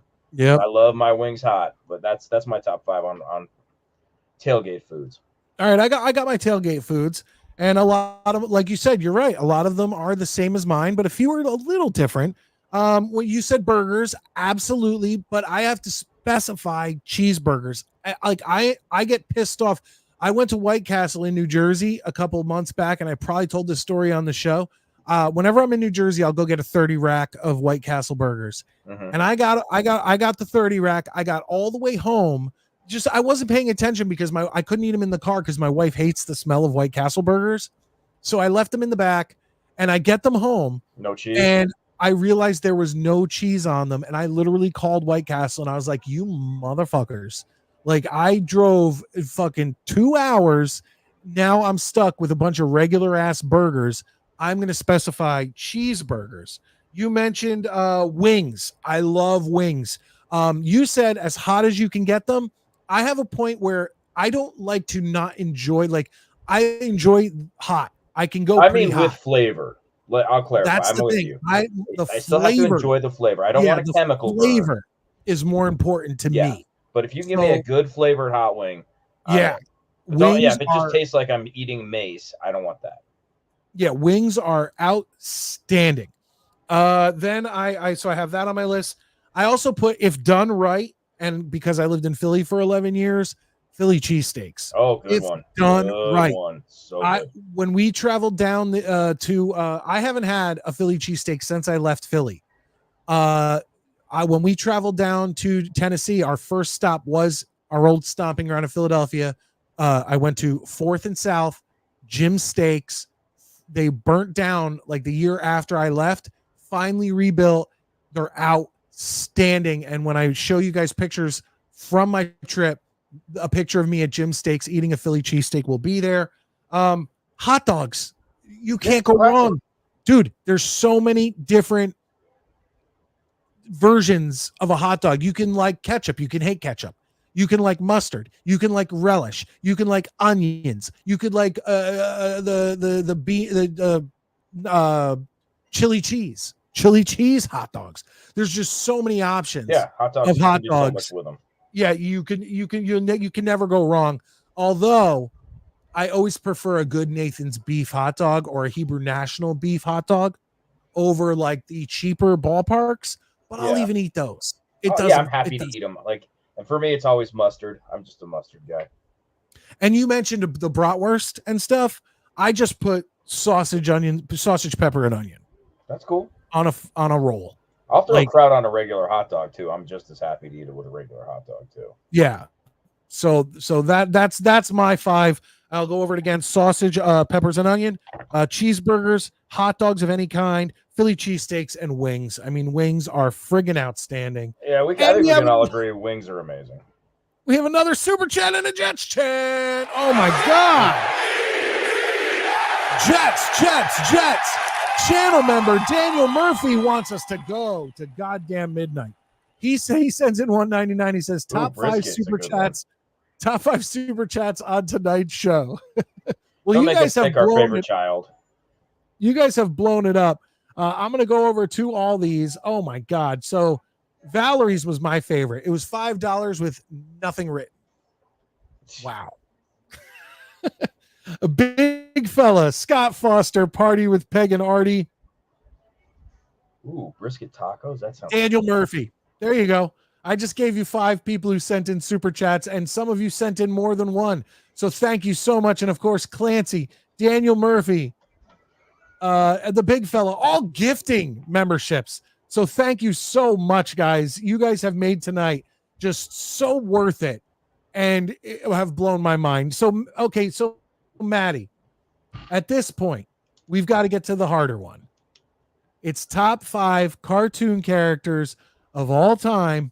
And I've seen a lot of people come in here with the classics, but my list so far has 4. And I haven't put any of these just standard classics like Bugs Bunny, Roadrunner, Pink Panther, Tom and Jerry, the Flintstones. I love all those. I love. Yeah, I'm a fan too. By the way, yeah, I love the Wile E. Coyote and Roadrunner cartoons. Those are so they're- good, dude. They're so funny. Yeah, they're Tom so and Jerry's simple. great too, dude. Daniel Murphy, channel member, coming in. He says OG Bugs Bunny was the best. Absolutely agree with that. Scott Foster, Roadrunner, Wile E. Coyote, Scooby, Elmer Fudd. Ooh, Elmer Fudd, that's a good one. And Bugs, of course.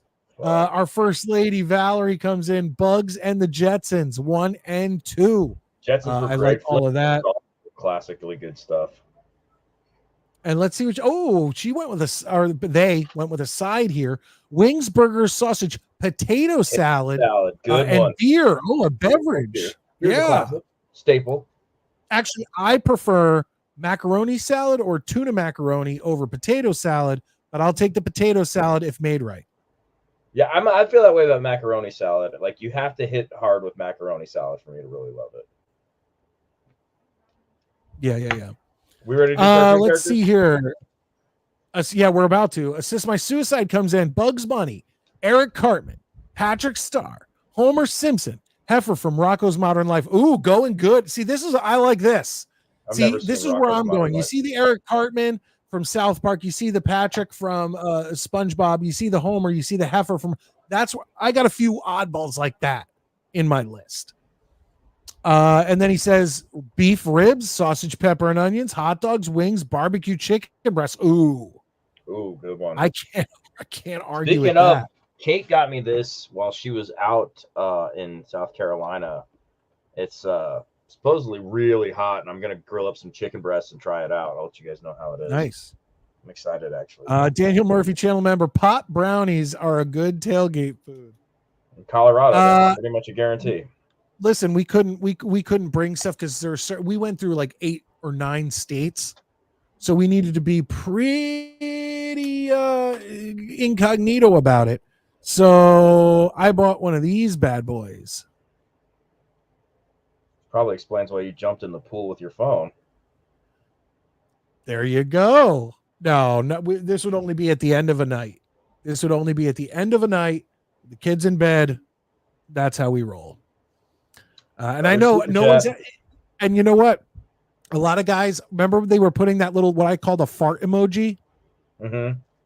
Is that a weed emoji? It was a blowing smoke emoji. And I feel like that was the first one I've ever done on this show. So I hope you guys bring in the love. Bring in the love. Oh my God, I'm fucking co-hosting with Spicoli. Hey, I know that dude. I know that dude.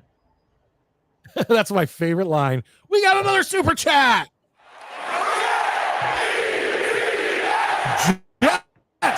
Jets. Scott Foster with 199 channel member. Scott, we love you. It was awesome, by the way, talking to you on Dano's show. I don't know why you're willing to throw so much to us, which I appreciate, not complaining, but you won't come on, but you'll go on Dano's show, man. I don't think we've seen you once on this show. He says, almost got that McDonald's paid for. Hey, look, if God forbid, me and my wife decided to get a meal, the $25 I spent on two Happy Meals and a Coke. That's what I'm saying. We have a place in town called Log Cabin, and it's one of those like family style Italian restaurants, and the food is outstanding. And they bring you, no matter what you order, a huge bowl. I'm talking like this big around, this deep of pasta. So we don't even need to order the kids stuff. They'll eat the pasta and eat off the appetizers and eat. I could go and spend less money at the Log Cabin and enjoy my meal way than more McDonald's. than going to McDonald's. But thank you, Scott. We appreciate it. Thanks, dude. That's awesome. We go through a few of these. Okay, we got to get to this. Like I said, I only have 4 right now, and I'm sure I'll come up with more. There it is, Clancy. Yeah, Mike. Puff it up, baby. There's the fart emoji, which is apparently a blowing smoke. Yeah, I had no idea. Emoji. Not monetized yet, so I get his time and you get his money. I'll take that, I guess, if that's how we're gonna do it. Yeah, Italian called Log Cabin. That's what I'm telling you. If you're ever on the shoreline of the Long Island Sound on the Connecticut side, give me a direct message on Twitter at Midnight Mike Show, and I'll get you the address of Log Cabin. It will blow your mind. The food is outstanding. But anyway, okay, Maddie, I have 4. I don't know what to do here, but I feel like, guys, start throwing in just your cartoon characters right now. Start throwing them in. Maddie, what's your number 5? I have Ren from Ren and Stimpy. I love Ren. Ren is so insane. Dude, I do so too. Angry. Like, I remember seeing Space Madness for the first time, and then seeing the one where his cousin shows up and he pees on the electric fence, and I was like, "Don't whiz on the electric fence." This guy's amazing. I was like, "This." That's something we all learned. We all learned as kids. You do not whiz on the electric fence. They have taken that episode out of like streaming or whatever. Why? Like, I don't know, but it's not on, because I think they're on Paramount or something. I was looking for it. Now, luckily, I have the DVD, so I'm not too worried about it. But I was like, so check this out. My number 5, I added Ren to it. I have a tie right now, and somebody may put, once again, these aren't our definitive lists, but before he wrote this, I put this in with Ren, not Pinky. I put in the Brain. I loved the Brain, so I have Ren and Brain. Guys. Yeah, I have Ren from Ren and Stimpy and Brain from Pinky and the Brain tied at my number 5 on this list. I do have an honorable mention at the end too. No, and I could go. There's so many characters from The Simpsons. There's so many characters from Batman the Animated Series. There's that I could pick from, but I went with the first ones that kind of just stuck in my head. So, it is what it is. Okay, so that's what's your number 4, Maddie? I actually swapped this out. He was going to be my honorable mention, but the whole show was. But Plucky Duck from Tiny Toons. Nice. I love Tiny Toons. I don't know why. It's the How I Spent My Summer Vacation movie will always be a favorite for me. I adore Tiny Toons. Sis My Suicide comes in and says, Snagglepuss, Droopy Dog, Stand American Dad, Dr. Venture, from Venture Bros, and Carl from Aqua Teen. Oh, well, we know Maddie loves that. Carl was actually going to be in Plucky's place, but I can't have 2 characters from Aqua Teen on here, so Carl's my honorable mention. Oh, and okay, so he meant the same thing. Because he originally wrote Pinky is lame. Sorry, I meant the Brain too. Yes, the Brain just controlled Pinky. My wife and Sasha have started watching all of those shows, and they're just loving it. Animaniacs is like their thing now. All right, let me just check. My number 4. This one I went kind of classic. Lion-O, Thundercats. Just as a kid. Mum-Ra almost made my list. Dude, not only was Thundercats badass, but and it was a little less gay than He-Man, but because I love He-Man. Don't get me Yep. wrong, love it. I actually have collectible figures and everything. But if you actually look at it, it's a little weird. Thundercats a little bit more badass. You know, they had a tough ass black guy, Panthro. They had hot ass Chitara. Lion-O was the leader of them all. And the theme song is one of the best of all time. So Yeah, I'm not gonna Lion-O's argue gonna with take that. it. That's a great one. Yeah. I'm going a little classic myself with this one, but of course, as everybody who knows me knows, I am a GI Joe guy, and I picked Cobra Commander, Nice. which I make the Well, offenders call me at work, one of the greatest villains of all time. and most Easily. ineffectual. It's so good. Well, there's a lot of those. Yeah, Like think about how many ineffectual villains there are. How about Dr. I mean, Claw from Inspector Gadget?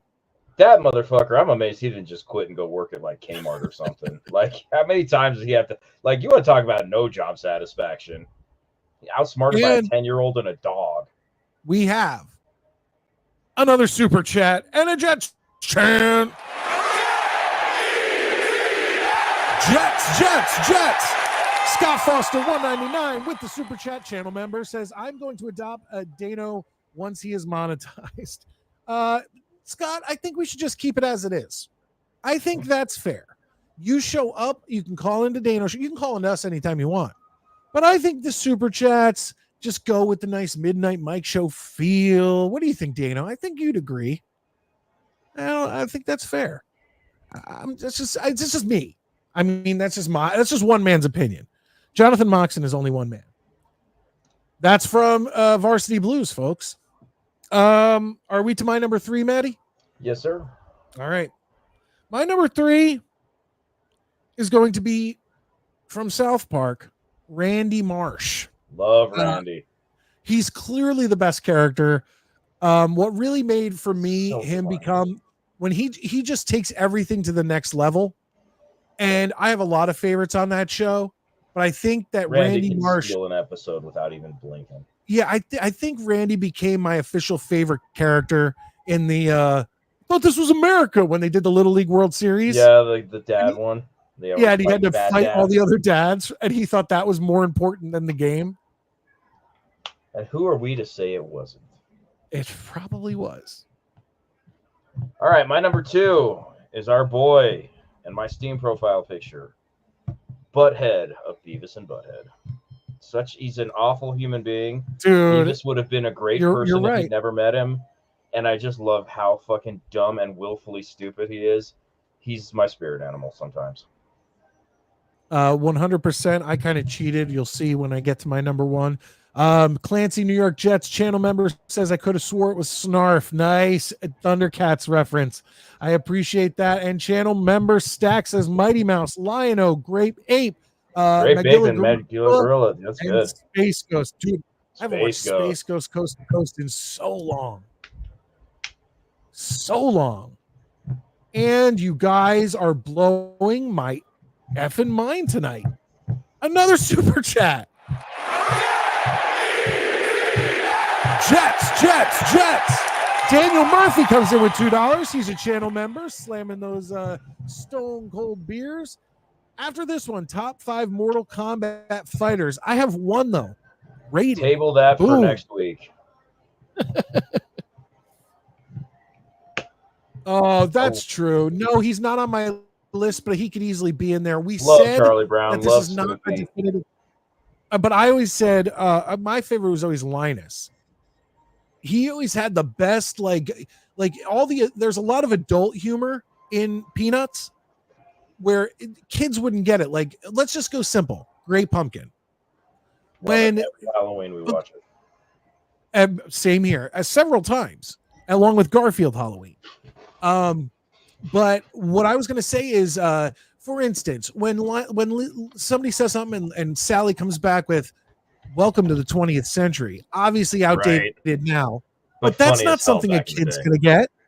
Yeah, that's not something a little kid's going to get, but adults will laugh at it. And there's a bunch of things that Peanuts does like that, and they 100% have my love on that. So my number 2 is going to be this one, I don't know how many of you are going to know, and those who know it are going to freak out that I'm mentioning this because it wasn't mentioned at all in the comments, and you really have to be a big fan to know this one. From the Clerks, the animated series, or what they called Clerks Uncensored, Leonardo. So I don't know if you know who that is. If anyone knows who Leonardo is, you'll know how funny that character is. I have those. I've just never watched them. I need to get around to it. Dude, it's an easy watch. There's only 6 episodes they ever put out. You could watch it in 2 hours. And I would say that each episode almost gets funnier and funnier because you know what they fucked up about Clerks, the animated series? They brought it out and showed, I believe, episode 2 first. And episode 2 was a flashback show. Okay. Which, get the joke, they only did 1 episode. The second episode is a flashback show. Right. Whatever. And then they showed like episode like 4. And if you watch, you'll understand that every episode has to be, and I think that's the downfall of the show. You gotta watch it in order. You have to watch it in order, and you have to watch each episode because there's so many callbacks. Gotcha. But it's outstanding. But go ahead. Yeah, I don't see anybody who knows who the hell Leonardo is. Actually, that's a line in one. Who the hell is Leonardo? But anyway, go ahead, man. My number 1 is, of course, Master Shake from Aqua Teen Hunger Force. Love him. I could have called at the beginning. Yeah. He's just I could have such a called. shithead. He's Had awful. He's self-obsessed. He's everything I aspire to be. And we'll get this out of the way. I cheated. My number 1 is Beavis and Butthead. Just the cartoon in general. So they play off. I love it. So well. Yeah, it's almost like they were meant to be together. Almost like they're heterosexual life partners, like Jay and Silent Bob. They're kind of asexual life partners because neither one of them scoring. No, but asexual is you're not interested. They're definitely interested. Okay, incel. Then. Like as a matter of fact, the new one, the Beavis and Butthead Do the Universe, is all based on them getting laid. Trying. Well, yeah, that's pretty much their motivation all the time. Yeah. And here we go. I can't. You guys are crazy. TS Jets. I feel like I have to start doing something extra when we get these memberships in. I'm trying to look at something I could do or something crazy. Daniel Murphy, channel member, gifted 1 Midnight Mike Show channel membership. I feel like I got to go find out who that is. Let's see. I'll figure it out. But okay, that does it. You want to go through your list one more time? Just it doesn't have to be in order. Give me the 5 you named. I got Plucky Duck, Cobra Commander, Ren, Butthead, and Shake. And on my end, we have Ren and Brain tied for number 5. I had Lino at number 4, Randy Marsh at number 3, Leonardo from Clerks, the animated series, at number 2, and Beavis and Butthead tied at number 1. Daniel Murphy, thank you so much for that gifted channel memberships. I really appreciate it. And it looks like Dano either renewed. Did you not renew? Dude, you need to renew so you get the free super chats. I don't know if you ended up doing that. But Dano became a channel member and he'll still get the Jets chant. All right. Jets. But when you if you've been gifted a channel membership tonight, folks, being a channel member, people pay for super chats and they'll give you like $2, $5, things like that. A membership to the channel is like under $5. So at the end of that month, when you renew each month, it's $5 a month and you get a super chat every month. So it kind of pays for itself. And obviously I get to see these beautiful things pop up. That makes me so happy. But Dano, thank you so much. I definitely appreciate it. Better open up emojis. I don't know. I see what you're saying. Yes. I don't know if you know this, Maddie, but if you have a certain amount of whatever, channel members, whatever, you can get customizable emojis. Really? So like I can make cool. an emoji of like, I can make an emoji of like your face. Oh, no. And people will be able to type it in. No, I'm just giving you an example. No, I got I'm you. just saying That's pretty things cool. you I didn't can- know they could do that. That's pretty neat. My honorable mentions, I do figure want to throw out there are, of course, Carl from Aqua Teen. But I also want to do a quick honorable mention for Starscream from Transformers. Because he's Hell yeah, dude. always trying try to fuck over Always trying Megatron. to get Megatron's job. Cannot Yeah. win. Cannot fucking figure out how to do it. Always just shoots himself in the foot. So Starscream was one I liked. Jesus, Scott. By the way, that gifted membership, You're a maniac. that gifted membership went to Peter. So congratulations, Peter. You are now a member of the Midnight Mafia. And I hope you do enjoy. I will be having a Midnight Mike show pop-up stream coming up soon. There's a lot I want to talk about that doesn't involve the New York Jets, and I get really saucy on these. And if I do anything political, always at the end, so that if you're not interested, like Jake, he didn't watch other shows who he called in earlier because they got too political. If I do politics on these, I always wait till the very end so it gives you the chance to turn it off, because I get it. Some people don't want to hear it. And I don't care if you're a Democrat or Republican. Doesn't matter to me. Some people just don't want to hear politic talk. Which is fair. So that's what If I you do. ever there. do an emoji in my face, you better have my hideous scar put on there. Yeah, that's a pretty good one. Do you think that one's going to last from the couch?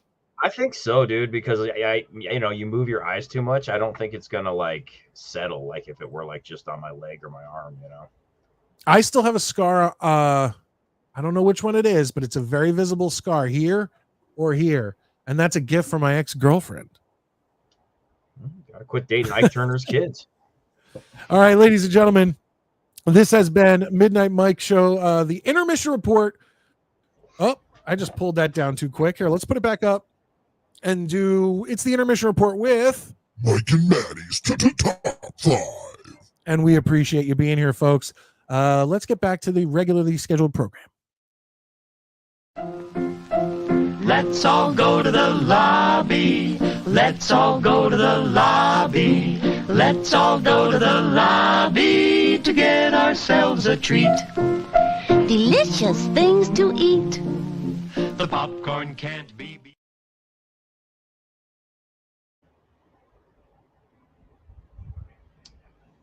You got another super chat there, big guy, and you're muted. Still muted. No, I see it. We're getting to that right now. We got another super chat in here. This is unbelievable, breaking records all over the place. A Jets chant. Jets. Scott Foster, channel member, comes in with $4.99. Thank you so much. That brownie has Murph seeing extra zeros in his account. And I'm assuming he's talking about a weed brownie. I'm assuming he's talking about Daniel. Is Daniel Murphy? Are you the Daniel Murphy that I always see on Dano's show? Is that who I'm talking to here? That's amazing. But yeah, I appreciate these guys. It's hard to even think about leaving if you guys keep throwing these out. I mean, Jesus Christ. You know what I'm going to do? I am going to throw the link down in the description and see what pops up, because I do want confirmation, and I do want to talk about why Malachi Corley is on the second team and hasn't gotten any first team reps, and why Brownlee is on the third team. I mean, what does that say? That's a little confusing. A lot of people thought he was going to be taking Alan Lazard's job, but I think Lazard's having a hell of a camp. Is he on first team? It appears so. Is just it too get your "I early? told you so's" out of the fucking way. You're just dying for him. Let's hear it. You called it. I'm not gonna do it yet. For right No, now, I'm not though, gonna like, do it it was yet. funny because you were the first person I thought. I was like, damn, dude. All I could think of was that scene in Pirates of the Caribbean where it's like, there'll be no living with her after this. I'm just saying, look, I'm not saying it yet. He has to prove himself in the preseason into real regular season games. But I go back, folks. I've been saying this since literally the offseason started. No, he But- has it. I still don't have full faith yet. So I All right, do well, want you to gotta talk take about me all for a that. hot second, because I need to go refill my drink if we're going to be running late tonight. We will There's no see. way I'm We will doing see. it sober. Guys, once again, I was up early this morning. I was walking around Gettysburg, Pennsylvania for hours in the heat, in the July heat. And once again, we talked about it. We talked about this when we were there, me and my wife. We will, and I have another example, but we're walking around Gettysburg and we're all hot and we're tired from walking and we're like, oh, it's so hot, whatever. And then you realize why you're there. and you think of the men who fought for these armies, the Army of Northern Virginia, and the Army of the Potomac, and you think about these guys in wool with like 50-pound backpacks, and Gettysburg happened in July, and all of a sudden you feel like a jerk.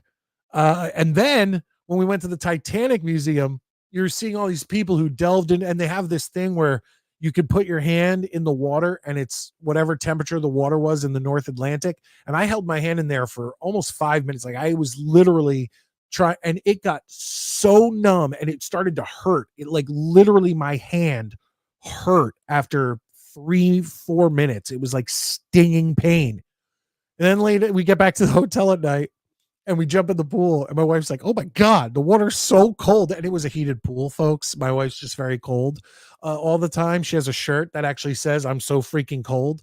I'm overly hot. Like I'm always, my body temperature is way high and hers is way low. But she jumps in the pool after going to the Titanic Museum. She's like, "Oh my God, it's so cold. I can't stand it." And then we both looked at each other and kind of were like, we were just at the Titanic Museum. Who are we to complain? So it is what it is, folks. It is what it is. But I appreciate you being here. Please, these super chats, these channel memberships are blowing my mind tonight. But please do not forget to it's free. Just hit that like button. Hit that like button below. Guys, I came in late tonight. I didn't even know if anybody would watch. I didn't know if people were going to come in the comments. I know that Maddie was in there letting you guys know that I had an incident at a rest area, which is why I was late. And once again, I'm not gay. The other guy was, and the cops bought it. So that's why I'm here tonight. But guys, thank you so much. I really appreciate all the gifts, the super chats, even the thumbs up, the comments. You guys truly are badass hardcore Jets fans. And it proves it. It proves it here tonight. Because right now it's past 11 here on the East Coast. You guys are still here. And by the way, the more you hit that like button, the more people see us. The more people around YouTube and whatnot know that we're here. And now we are going past the 11 o'clock hour, which is usually our cutoff point. But we're going to go a little longer because obviously you guys are donating, hitting that like button, commenting. So Maddie's back. Did I drop that? I'm going to try to make sure I drop that in the comment section. There it is, folks. So if you want to call in, hit that link. What'd you say? So the comments got a little interesting while I was gone. Oh, I didn't check. I gotta. Dano, What are they saying? It's quite sexual. I was like, oh, okay. Oh, man. I promise you it was a girl on the other side, Clancy. Yeah. Oh, boy. Adam's apple was all shaved. Guys, getting nasty in here. All right, let me bring in Mets real quick. By the way, dark shit. No, I did put the link in the description. Guys, you're kind of putting me in a spot here. Scott coming in with another 199. Can we make midnight? We can make midnight if more people show up. That's another thing. And they did. We were at like 10 or 11 just a few minutes ago. We bumped up to 17. Hit those like buttons, share, tell people on Twitter, on Facebook, or whatever that we're here. And I'll go if we have enough people commenting, enough things to talk about, I'll go. And I do want to try to get it to midnight. But like I said, okay, we are getting some people in here, but Mets wanted to come back in. I think he had something to say about our tailgate food or our cartoon character. So let me bring him in real quick. Mets, how you doing? Doing fine. Actually, it's both. My top 5, I think I said, were fried chicken, hot dogs, beef jerky, ribs, and shrimp on a barbecue. I like fried chicken. That's a good one. I didn't think about that one. Although fried chicken is hard, man, because you got to bring a whole fryer in there. Yeah, I mean, you usually bring pre-fried chicken to the tailgate, but still. Yeah. What's wrong with shrimp on the Barbie? No, nothing wrong with that. Nothing Crocodile Dundee. But another thing with the shrimp is that I prefer fried shrimp. So once again, if we're doing fried chicken, fried shrimp, we need to bring those fryers in the back of a pickup. That's a good As one. for my favorite cartoon character of all time, number 5, I'll say Courage the Cowardly Dog. Number 4, Okay. Scooby-Doo. Number 3, Good one. Popeye. Good one. Number 2, Woody Woodpecker. Number 1, Bugs Bunny. Good list. Good list. Absolutely a good list. I like it. I like I it a lot, respect that, actually. Mets. I actually expected you to come out with way more obscure like anime characters. I've kind of gotten away from it. Ever since that Memorable Entertainment Network put up that 24/7 cartoon station spinoff, I've been more into that, which is all the retro stuff. Oh, okay. And Dano, by the way, I am way more expensive than that. So don't try to pull that. No, You know, and even Maddie's OnlyFans is way more expensive than that. my So- OnlyFans is the worst OnlyFans in the world. It looks Don't like I answered don't try to every cheap us. That's what I'm question. saying. Yeah, it's just, but the problem is my OnlyFans is so far on the red. It looks like I answered every question on Jeopardy wrong in the first round. I have to pay to be on OnlyFans now. You have to pay them. I'm like, you know what? shit. You guys want to hear a funny story? You Sure. want to hear a funny story? My ex-girlfriend is on OnlyFans. Dexter. Nuh-uh. What was she? A Yeah. former porn model? No, just a former. God, Links. I don't think she'll see this, so I'll just say she's Aye. maybe a former whore, but not getting paid for it. Oh, I see. But and it's and once again, I hope she doesn't see this, but it's not pretty. It's not pretty. What are you doing over there, Maddie? Nothing. Just keep talking about her. All right, Yankees Matt. won, by the way, Mike.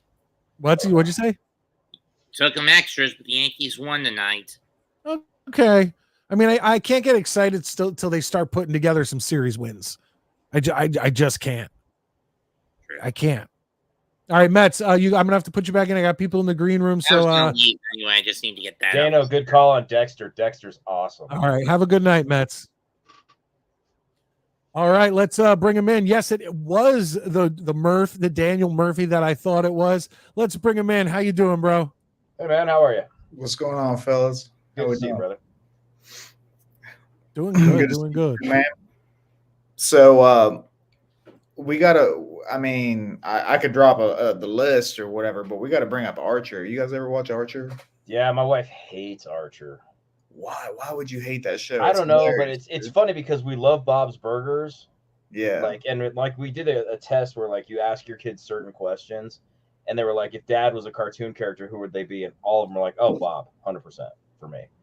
And Really? it's funny though, but my wife she just hates Archer, so I only watch Archer when she's not around. Just just out of respect for her. I don't know why she hates it so much, but she fucking hates it. But Archer's fantastic. I think it's hilarious. Archer himself. There's quite a few good characters on that show, but I think Yeah, Archer there are. can be on there. A couple other call outs, like Krusty from The Simpsons, the clown Good one, dude. good Like one. he's I like Krusty, and then from Ed, Ed, It was, and Ed, it was Eddie. really hard for me to Rolf from Ed, Ed, Well, and Ed. it was real hard for me to pick anyone from The Simpsons because I've been watching it for so long, and I know the first like 15 seasons were outstanding. I recently watched a newer episode of it and was so It's not the disappointed same. with the voice changes and all that stuff. But yeah, Krusty, even Sideshow Bob, their relationship in the show is outstanding. But there's I just think so you many guys good know characters. this, in The Simpsons. But Kelsey Grammer comes to the prison I work at almost annually Kelsey Why? Grammer. because one of our offenders murdered his sister. And so What? he comes to the parole You're hearing. fucking blowing my mind right now, dude. I'm dead serious. Yeah. And he's the nicest guy in the world, really nice dude. But usually they'll have one of us senior guys walk around with him and like talk to him, just escort him around. He doesn't really need it, but he's not got clearance, so one of us will walk around with him. And when I was on the men's side, I did it a couple of times, and he's the nicest guy. Sits at the parole hearing, and just says, this is what's up, this is how it affected me, does his thing. But it's just kind of funny because I'm like, oh, holy shit, dude, that's fucking Frasier. Yeah, that is crazy. It's wild. That's wild. And the other one was yeah, go Rolf. finish off your list. Ed and Eddie was Rolf. Mhm. He was the one that like came out with like the really he would like diss them in the most obscure way ever. Like your sheep doesn't look like he produces good full like wool or something, like, you know what I mean? Like, it's just something ridiculous, and it always had me cracking up. Can I actually ask you about Archer? I haven't watched enough episodes to actually give a good take on Archer. The few I've seen, the few I've seen, I've looked at it and been like, I feel like I'd like this show if I watched, like, fully watched it, you know, because Yeah. I was seeing a random episode here and there. But isn't there like 2 or 3 people from Arrested Development, the TV show, who do voices in Archer? Yeah, the mom does one, and then and then Judy Greer is on it, and I love Judy Greer. Yeah. Like, yeah. So that's a I think if positive. you sat down and watched like the first season, you'd be like, all right, I'm busy for the next few weeks. Like, There's you'll- a chick comedian that plays the Lana on it. I think her name's like Aisha. Yes, I would say Sweeney, that's but I her. think that's wrong. Yeah. But Aisha's her first name. She's funny. And then Okay. the dude from Bob's Burgers, he voices Archer. He's They actually kind of make fun of it. They do like a crossover. They did a crossover that's fucking hilarious. Yeah. So But, yeah, that's a great show, man. yeah. Murph, I like all those did you, good, like adult cartoon type shows like Family Guy and Futurama. And I am actually I hate Family Guy. Really? I hate Family Guy. I don't know how you hate Family Guy. I'll tell you why. Because I literally feel the same way that when South Park made fun of it. That's how I feel like that show is. The first few seasons are okay, but it just has become and I love random humor. I love the Kids in the Hall. Like, I love random shit, but Family Guy is just like, you think that's bad, and then it's just like literally rando shit, and I'm just like, you guys are They do a just lot of got cutbacks. old for me. They even make fun of themselves for doing all the cutbacks, but Do they? Yeah. I like it. But I mean, I don't begrudge anybody who likes it. You know what I mean? Have fun with it. It's just not up my alley. when I talk about a Family Guy or I talk about The Simpsons and my love for it, I'm always talking about the first like 10 to 15 seasons. You know, once it gets past a certain point, it clearly jumps the shark, and it is what it is. Yeah. But Murph, did you have any? Did you put it in the comments? Did I already read it? What was your tailgate foods? Oh, I didn't even. I mean, I threw out a couple of them. I was Murph's joking. the unit, dude. He'll eat what's there. He's the man. Brisket sandwiches are excellent. I Yeah, mean, you have good call. some brisket at a tailgate. That's top notch, man. My daughter's boyfriend, apparently they call him I don't remember. I think they call him like grilled cheese on crack or something. And it's grilled cheese and brisket sandwiches. And apparently it's fucking amazing. I bet it is. Like, and I'm like sitting here, I'm like, you can eat at our house all the time. When the fuck's our invite? So they promised to invite us over next time. I'll keep you guys posted. all right, He's a yeah, good invite kid. me too. Oh, absolutely, dude. I'm gonna fucking FedEx them all out overnight. Hell yeah. Put like a heating pad in there with them and shit. Yeah, you know those little things that you like break and they like heat your hands. Yeah. The hand warmers. Break a bunch of them, throw them in Throw a box. fucking 50 of them in there. Mailman's Slap like, the this tape thing's fucking radioactive. Are gonna blow up. Yeah. Thing vibrates one Like, time outta fuck here. this, I'm not delivering this package. You got to come get this. I'm not. Believe me, I'll be there if I know what it is. They Murph- open Murph. it up and see hot hands. What is your thoughts on what we were talking about earlier with Alan Lazard having a pretty good camp, Brownlee being relegated to third, and We're talking about football now. What the fuck? and Malachi Corley being on second team? I mean, I touched on this actually last night. We were talking about the Corley thing. They're going to do. They try. If you remember, they try to do this with Garrett Wilson, but they try to slow play their rookies big time. They've always been like that, and I think that I think at some point in the first few weeks, like they're not going to give Corley a lot of touches in the first game or two or whatever. At some point, he's going to like catch like a bubble screen or something like that, and like break six tackles and like run for 25 yards. And they're going to be like, okay, what are we doing? And then they're just going to start giving him more play time. But those first couple of weeks is probably going to be slow for Corley. And he's going to be slow in camp. We've all talked about this before. When the pads come on is when he starts making that, making a difference. I'm not concerned about that at all. And Lazard, like, he just has the rapport with Aaron, so he's going to look a little better in camp. That's a good point. And can it get any worse? Really? You know, I mean, it's fine. He's also dropped some balls too, but it is, you know, I don't know. I'm not high on Lazard. I'm not a big fan of him. So Well, to be clear, if you, I don't know how much you've watched the show going back, but I never sat here and said that Alan Lazard was going to be like a wide receiver 1 or 2, and he was going to be outstanding. What I said, and I said we need to give him credit with Aaron coming back and him not expecting balls over his head at the ground, too far out in front of him, far behind him. He's going to have the ball thrown in his hands or his numbers almost every time from Aaron Rodgers.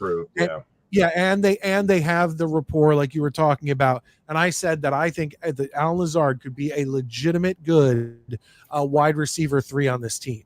And that's what I said at the beginning. But then once we signed Malachi Corley, or drafted, and we signed Mike Williams, I even admitted myself, I said, well, I mean, that's out the window. He's going to be lucky to make the team. But now here he is. He's doing decent. I mean, he's doing decent. We can't take that away from him. Yeah, I mean, it'll be fine. He'll do okay this year, like comparative to last year, like I don't know, like 450 yards or something. He's not going to go crazy. Garrett's going to demand a lot of the targets, and Mike Williams, like once Aaron, you know, I don't even think he needs to discover. All he has to do is watch like 5 minutes of film, and he realizes what Mike Williams can do, and that's something that Aaron's also really good at. He's good at putting that ball where only an athletic receiver can get it, you know. So, yeah, those two are going to eat up a lot of it, and then we got Brees, and yeah, Lazard's not going to get a lot, but he's going to do better than he did last year. He's going to get him when he needs to get him, is what I feel like. I think sometimes Garrett's going to overshadow him, and that'll be what he catches that one. He's in the place he needs to be in right now. Agreed. Yeah, I agree with that. Well, and think about it this way: if Alan Lazard continues to improve and play like, you know, and impress the way he's been impressing and get even better. Imagine adding him, like you said, to, you know, we have, you know, the Garrett Wilson, we have Mike Williams, we do have Malachi Corley, like you said. Eventually he's going to break something and he's going to be, you know, on that team. And then you also have Brees out of the backfield, and you have Rucker and Conklin. Imagine adding a at least somewhat stable Alan Lazard to that list of people I just named. I mean, you can't complain. Like, I'd be thrilled. Yeah, no lies. Yeah, the thing about Lazard that really it got under my skin is like, it's almost like he threw a fit whenever Rodgers went down and he had to deal with Zach Wilson. You know what I mean? It's like he gave up. I did too. I threw the same fit. Well, yeah, we're fans. We're allowed to fucking cry and throw. We're allowed to quit. Like that. Yeah. He's not. He's a goddamn professional making $11 million a year. You know. I ain't never going to see that kind of money. So, you know, I think I could hold my tears back and still perform my job if I was making that kind of money. Yeah, you're not. The fact that he gave up, it's like, dude, there are wide receivers that go their entire careers without playing with a quarterback like Aaron Rodgers, somebody that's literally going to go to the Hall of Fame, that has talent that like maybe 2 at a time in the NFL ever have. You know what I mean? Like, you're fucking spoiled, dude. Don't throw a fucking fit whenever a guy gets injured on a fluke injury. Like, that's part of the game. That's what you're a professional. You know really what this is. Freaking drove me nuts about him, man. It's like look over at the Commanders, right? Who? Oh god, I'm forgetting. Scary Terry. Who has he had to throw to him? And who will he have to throw to him? Like, unless you think that quarterback they draft is going to do any good. Not likely. I mean, recent history says, like, what, 75% of first-round quarterbacks are busts, right? Yeah. Something like that. Yeah, most of them will go to the Jets. Yeah, and the Jets are, the ones that always draft them. Anyway, I'm just saying, like, Terry McLaurin might go his entire career without having a good or great quarterback throw to him at all. And Lazard's like, oh, I got to play one season without, you know, a Hall of Fame Aaron Rodgers. Like, that really got under my skin, like. That's very fair, and I think it's a very realistic response. It's like, dude, earn your paycheck. You're still getting paid. You know, like, but again, a happy Alan Lazard who can perform better. You know, again, like I've said this a bunch of times. I don't care if these guys are literally out there performing medical experiments on homeless guys as long as they win. I cannot suffer with this fucking team the way we've been suffering for so long. Like literally, they could come out if they win a Super Bowl, and then like by the draft, the Geneva Convention takes like a third of our team and prosecutes them for crimes against humanity. I'm gonna be like, champs, bitch. Don't care. Yeah, we got the title. Who cares? Yeah, I literally don't. If they sell their souls to Satan as a practicing Catholic, I'll be like, take one for the team, boys. I appreciate you. Like I'm just over being the butt of the NFL's jokes all day long. I mean, I'll I'll be honest though, but Go even if we win, I feel like we need to win like 2 Super Bowls in 4 years for people to stop just Let's just joking get our on first one. Let's just get the first one. Yeah. Does anybody respect the Buccaneers right now? No. They got I mean, that one Super Bowl with Brady, and then we're all just like, yeah, they suck again. You know, like nobody cares. Yeah. So if we got one with Aaron, are people just going to do that same thing? They're going to be like, yeah, this is back to the Jets. Yep. Yeah. Probably, but God damn it, there'll be teams we can be like, we won a Super Bowl, fuckface. Yeah. That's I mean, true. we still have that That's now, true. but The Falcons fans, you know, it's just Panthers it's one of those fans, when a Bills fan gets in your face and is like, yeah, we're the only New York team and blah blah blah blah blah blah blah blah blah blah, and you're like, Bills fans and Rain? Dolphins That was a great fans don't have impression. much to talk Thank you. about. yeah, I know a lot of Bills fans. It comes easy for me. Yeah, you used Now- to saying that, huh? I talk Now, a Murph, lot. we talked about it earlier in the show with Jake who called in. What is your thoughts on the Hassan Reddick thing? I know it pisses me off. I went off on it. I'll let you go. I just want to hear what you have to say. I'm not as hardcore as you are on it. I do find it annoying that he all the signs point to him like kind of reneging on what he said, right? Yeah. Whenever he came over here. I think something's going to get done, and I think he's going to give in, and JD. I mean, they're both going to give in to an extent. I think JD is going to give him some more guaranteed money, and I think he's going to be like, all right, you know what? I'll play my ass off. I'll make a little more money this year for sure. And he's like, I'll earn a contract elsewhere. It'll come down to that probably. I think he is a mercenary. That's what JD wanted him to be, and I think he's going to accept that, and he's going to get a little more money out of it too, and it'll be fine. You know, Would you be okay if Woody and JD and whatever and crew said, you know what, bro, like you completely told us one thing, came in and did another, go find yourself another team, or we're trading you, and we run with Will McDonald and Jermaine Johnson? well, I mean, I wouldn't love that because we are only going to have probably 2 chances at the Super Bowl. I think Aaron's going to be here this year and next year. Yeah. So I would love to have as much talent as possible on this team, both defense and offense, and special teams, of course. So I wouldn't love that, but like if it was that sticky, like if Reddick is really being that much of a bitch, then I would get it. You know what I mean? And I would trust Saleh to still have keep us, you know, a top 12 defense or something. You know, I think that there's a lot of talent on this team. I think that even without him, we'll be a good defense, but we may not be like that next tier, like the type of like defense that wins you Super Bowls for sure. You know what I mean? Like, I don't know what the one that carried For me, it's Manning just to the Super Bowl. I just- Like that's a Super Bowl defense. But yeah, I do feel a little disrespected as a team, and I don't know how JD and them wouldn't feel the same. He's new. Like once again, even if he had played 1 year with the Jets and then came into this year where he needed the guarantee and wanted the extension, and he had performed well in that 1 year with the Jets, I'd be a little bit more okay with this.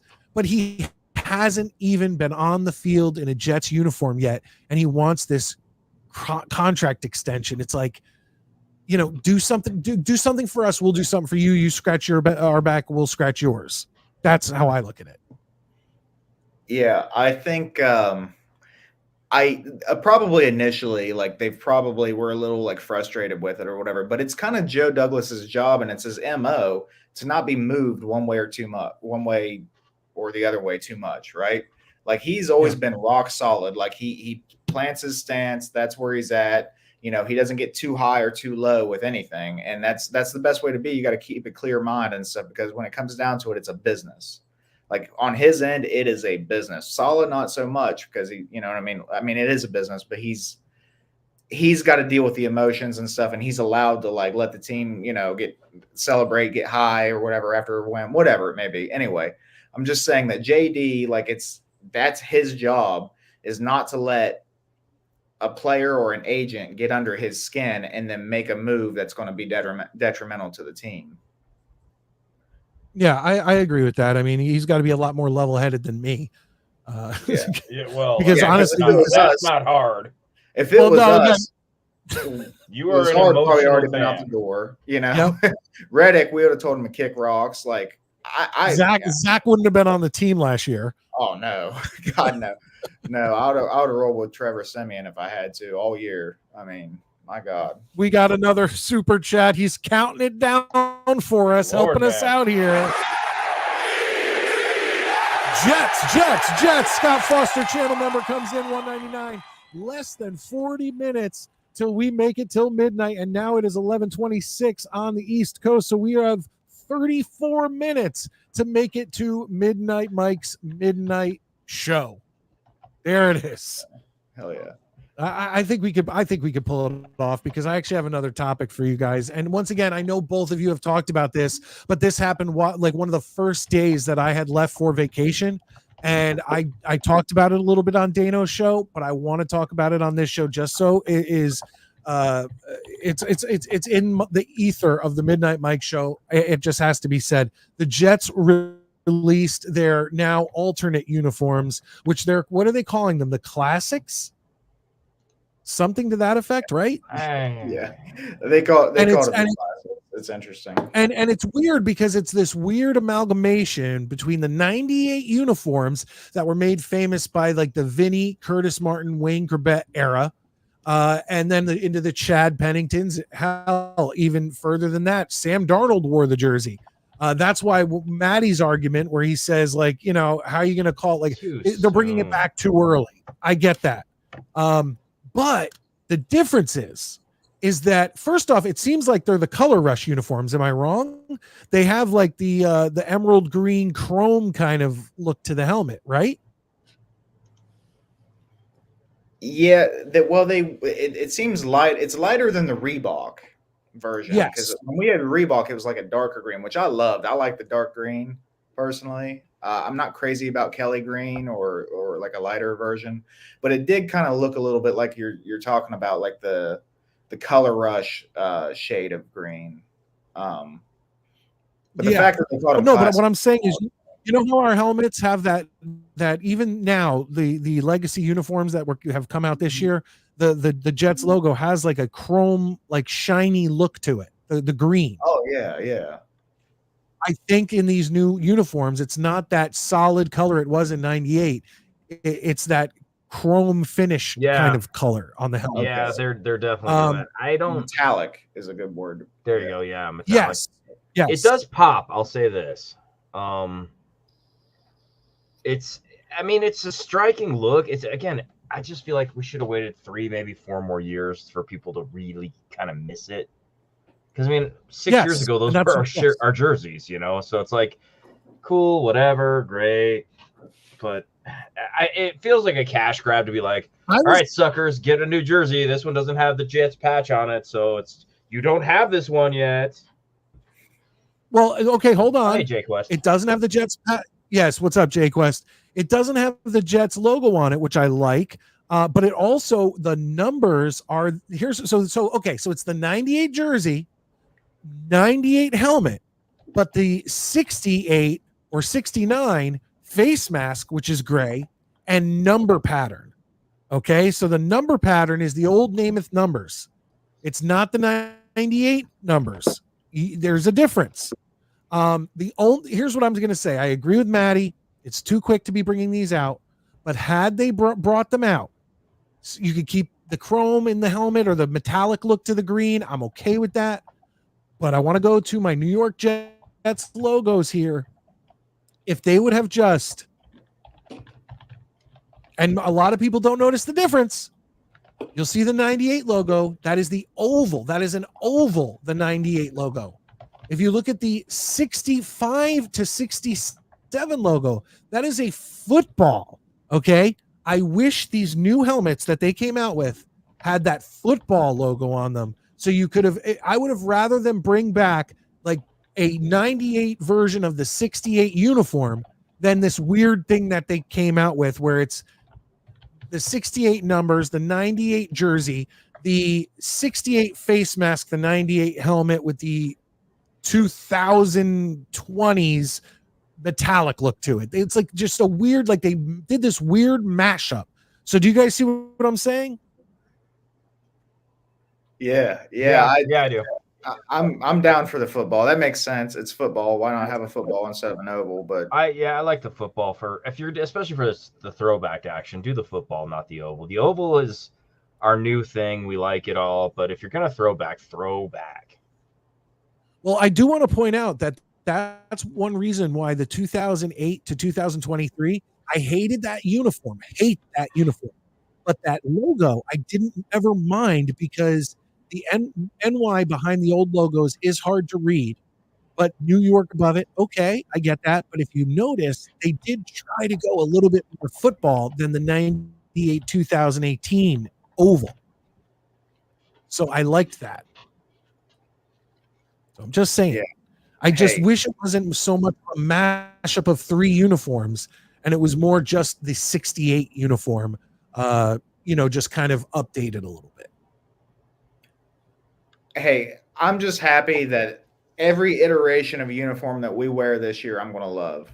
That's my big thing right now. Just because those are my 2 favorites, like those classics that they're calling them classics, whatever. What most of our lives we watched. Yeah, like that's if you're not old like me, those are probably the uniforms you grew up watching. Yeah.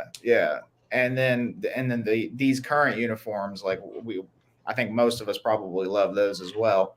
Just keep the fucking Titans out of it. Like I don't want to ever see those ever again in my life. Those are horrible as far as I'm concerned. Yeah, that was kind of a bad. See, I'm idea. okay. I'm okay with I'm okay with when they brought them out. I liked it. Just it was something they'd never done before. But you don't have to ever do it again. So I agree with you there. It never has to be done again. It was done that one time to remind people, hey, this is part of our history. But it never really has to be done again. It's gone. It's over with. The colors are ugly. It's just not it was not a great uniform. I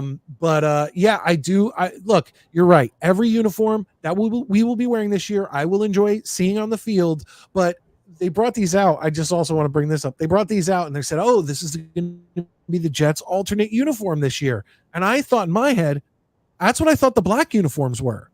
Right. Exactly. We're turning into the NBA. Yeah. The NBA. Yeah, how many uniforms? But everybody's going to have a black. There's going to be, we grew up, there was the team color, then there was the white. That was what we know. So, but now the NFL, the entire NFL is transitioning to 3 money in your team color. And that's just how it's going to be.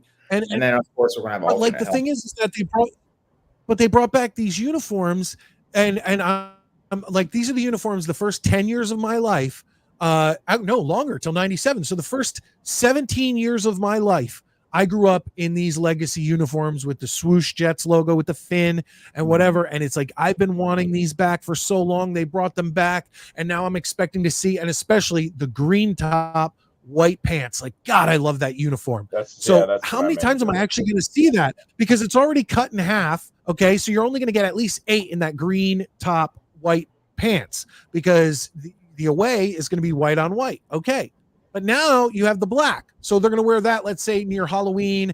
And I thought on Black Friday, but they're not playing that Black Friday, but they'll probably wear that twice a year. So how many does that cut into my favorite green and white? Now they're bringing in this legacy or this classic uniform. How many are they going to? I know they're doing the one game versus the Bills, but let's say they bring it in another. Just win. I know, but they finally brought back the uniforms that I've wanted for so long. And it's gone from maybe 8 times a year wearing the one I like the most to maybe 6 to maybe 5. Like you guys said, it's too many jerseys. They're only allowed to wear the alternate helmet or an alternate helmet twice a year. Well, because they have those classics, that's an alternate helmet. And which the black means- one's an alternate helmet. and the black one's an alternate helmet. So unless they decide to wear the black jerseys with the green helmet, which they didn't That's do that Jacobs. last year, I don't think. Unless they decide to do that, it's not. It would be back up at 6 instead of 5. So if that makes you feel any better at all, That reminds me, I need to find I'm just black mini helmet for this year. So for my little shrine over there. I'm just Yeah, The logo's I the just- biggest thing for me. That's the best change. That's the best logo we've ever had by far. That's the biggest part. The jerseys are good. Like I think the unis look good. You know, they're kind of classic looking. It's just that the jet with the jet fin swoosh thing like that. It just looks so Yep. clean, man. I love it. Yeah, me too. And, Hey, and I'm Johnny so boy, excited what's to up, see man? that on the field in a regular rotation. It's just that's our uniform. And like I said, I know it's other teams and whatnot, and we've talked about this on the show before, but I would love to see the Jets play the Giants, where the Jets are wearing their Jets helmet and the Giants are wearing That's their what they- Giants helmet. Yeah, where it says Giants and it has the red outlining the letters on the blue uniform. And I am a lot of Dolphins fans are pissed off because no one, look, you couldn't have made their logo any softer than the one they had to the one they have now, because at least the old Dolphin was wearing a football helmet. The new one, I mean, it looks like it could be on a shampoo bottle. You know, it's so bad. So Echo the Dolphins, from the Dolphins fan- Genesis game. well, yeah, that's what I'm saying. The Dolphins fans want that Dolphin with the Merino Dolphin uniform back. And I would love, once again, just like the Giants, to see the Jets play the Dolphins with the Dolphins in the Merino uniforms and the Jets in the Kenny O'Brien uniforms. Everyone needs to go back. Everything comes around. The Jets and History all these repeats teams who itself. have these, yeah, all these teams need to go back to their like 80s uniforms. You know, the Patriots need to go back to the 3-point stance, Pat the Patriot.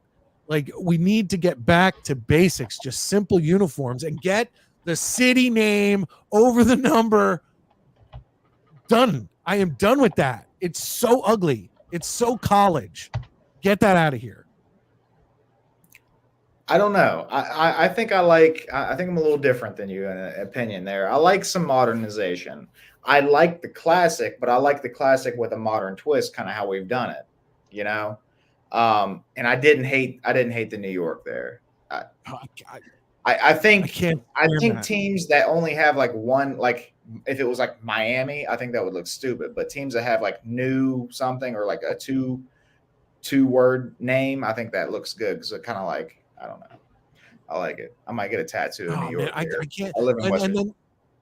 then, but then you have the. Wait, you said you live in West Virginia? Yeah, I said I might get a tattoo in New York here, and then I said I live in West Virginia though. Oh, dude, I was just in West Virginia a couple days ago. Why don't you? I was at visit me? I was in What's Harper's wrong with Ferry. you?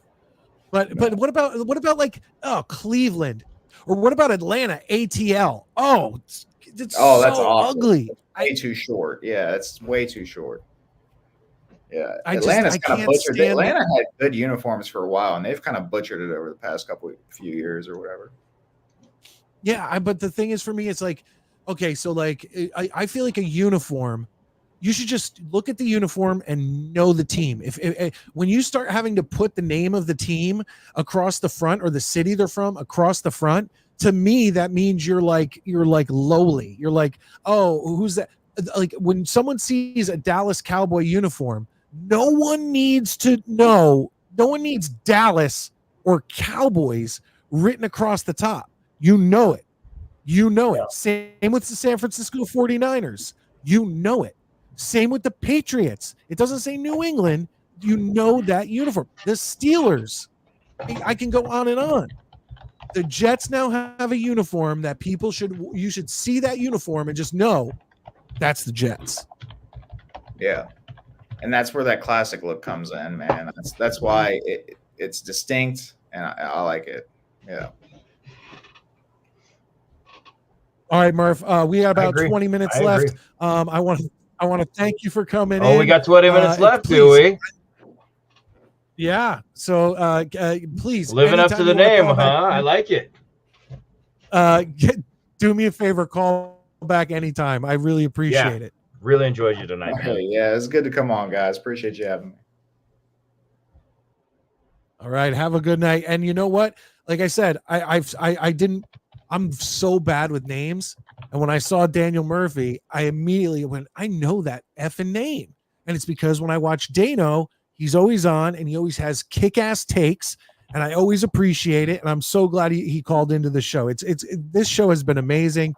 And guys, we are almost, will we get to the midnight hour? In the midnight hour, she cried more. And that she's crying for more Midnight Mike show.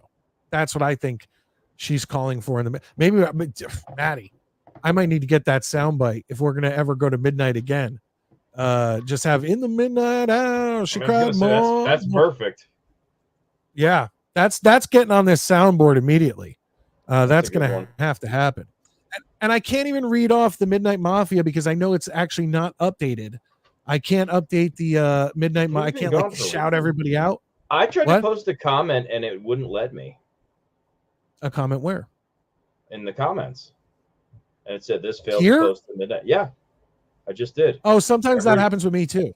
Everybody's bitching It's- about it's- me typing shit, and I'm like interacting with the chat, and I was like, so I typed no comma suffer, and apparently it was just too harsh. Come on, Mike. You can make it 18 more minutes. Hell yeah. I can Oh, make we're it 18 gonna more make it minutes. 18 more minutes. Don't worry, we're doing. You guys this. did so You guys were fucking so amazing awesome tonight, How and I could we really not? appreciate that. How could we not? Let's see here. And now, but you know what? Now it's like we've talked about the whole Malachi Corley on the second team, Brownlee on the third, Lazard outperforming, and that's not saying much, but outperforming last year. We've talked about Hassan Reddick. We've gone through our top fives. We did tonight. We did. If you're joining us now, watch the replay. We did top 5 cartoon characters and top 5 tailgate foods. We decided to double it up tonight. We've talked about a lot of things. We get down to this 18 minutes, and now it's like, what do we talk about for 18 Oh shit! minutes? I don't know, but the fucking chats keep coming in. You guys are fucking amazing. You guys are. This is. I'm telling you, after 6 hours in the car with young kids, you guys are kicking ass and making me smile. Jets. Scott Foster coming in with $1.99. He's a Midnight Mafia channel member, and you just click join below, folks. It costs less than a cup of coffee a month, and you get a free super chat at the end of each month. We better get there. Scott, I think we're going to get there. We're almost down to 15 minutes here on the East Coast, and I really appreciate all the support, guys. Like I said, there was a point today where things were getting so tense in the car because when my kids get tired, they just start talking, and it's just random things that just make absolutely, like, they're the most hypothetical of hypothetical questions that they're just asking to talk. And me and my wife are looking at each other, just like, oh God, like our heads are going to explode. And I'm even thinking, like, am I going to get home on time? Do I cancel this show? And I didn't want to do that because it killed me to not be here on Tuesday night. Like, it really did, because one of the things being a YouTube content creator or having a podcast or anything is you have to be there when you say you're going to be there. So I said, I'm going to get on this show. We are going to do this. And, here we go. Perfect. Another super chat and a great thing to talk about. Jets. Daniel, thank you so much for being on the show. Thank you for being a channel member. And thank you for the $1.99. Thoughts on Tua and Love getting paid. Maddie, what do you think? It was gonna happen. Oh, yeah, I mean, absolutely. It's Absolutely. I can't imagine a team that has a quarterback letting him go. You know what I mean? Like, their hands were kind of tied. They were going to have to pay their guys, and it was going to happen. And fine, have them. I mean, I got nothing against Jordan Love. I like Jordan Love. I'm not a Tua guy. I don't have a lot of faith in Tua. But what was Miami going to do? You know, were they going to let Tua go? Denver would have snatched his ass up, probably. Well, that's the thing with Tua. It's like he hasn't played great. He gets injured a lot. He had a good season last year, but still the team hasn't won a playoff game in 25 years. So we're still kind of in we are still kind of in that spot, but he's played good enough where you don't want to necessarily let him go to another team and prove you wrong. Right. Yeah. Do you understand exactly. what I'm saying? Yeah, it's kind of like in hockey when So they you're like, kind of had to pay him. you're like, I don't want to trade this guy because the minute he leaves this team, he's going to score in buckets. It's the same thing. Yeah. You're like, Yes. you're like, fuck, dude. If he goes anywhere else and balls out, we're never ever gonna fucking hear the end of it. But yeah, so okay, so Tua, look, I'm happy the Dolphins paid him. I'm happy all that money. I don't know, I didn't see how much guaranteed was in there. But yeah, I'm happy that money, whatever that guaranteed money is going to be tied up. I don't think Tua is going to do what they paid him for. So No, I don't either. I'm fine with it. And I'm the same with Maddie on Love. I actually have nothing against Jordan Love. I hope he does well. I have something against the Packer fans because they're so goddamn spoiled that if Jordan Love turns into another great quarterback, they're going to end up going 60 years or something like that. It's gonna be like 50, 60 years with 3 quarterbacks, great quarterback play. Like every team has got to be jealous of that, no matter how many Super Bowl rings you Seriously, have. dude, it's Every unbelievable. year, the Packers are in it. They Yeah. always have a good quarterback, So- it feels like.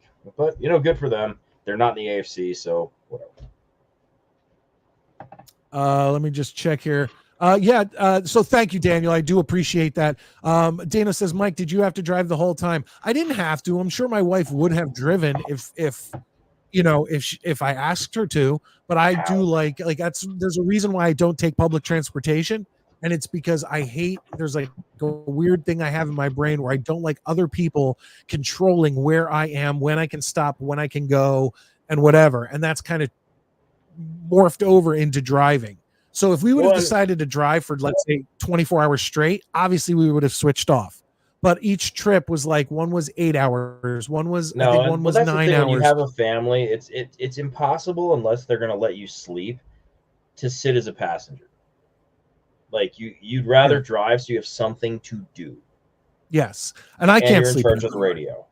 I can, but I don't want to sit there and sleep for 4 hours while my wife drives. Like I'll just drive, I'll take it, do whatever. And oh God, Scott, could you imagine? What did he say? Oh, Jesus Christ! Could you want to you talk about stopping imagine? to go pee in every rest stop?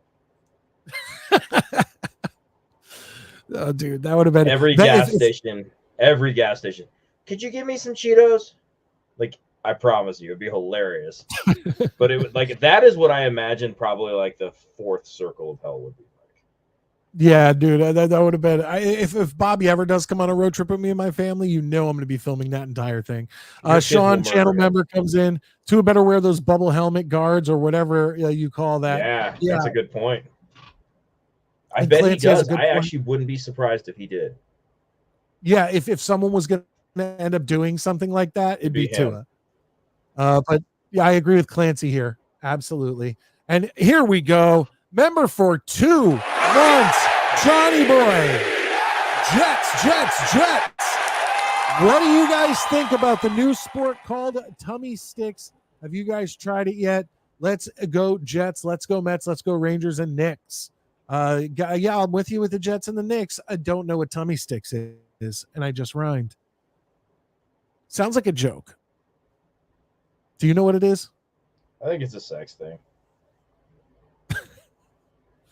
Just immediately go to that. I think That's it's my a sex go-to. thing.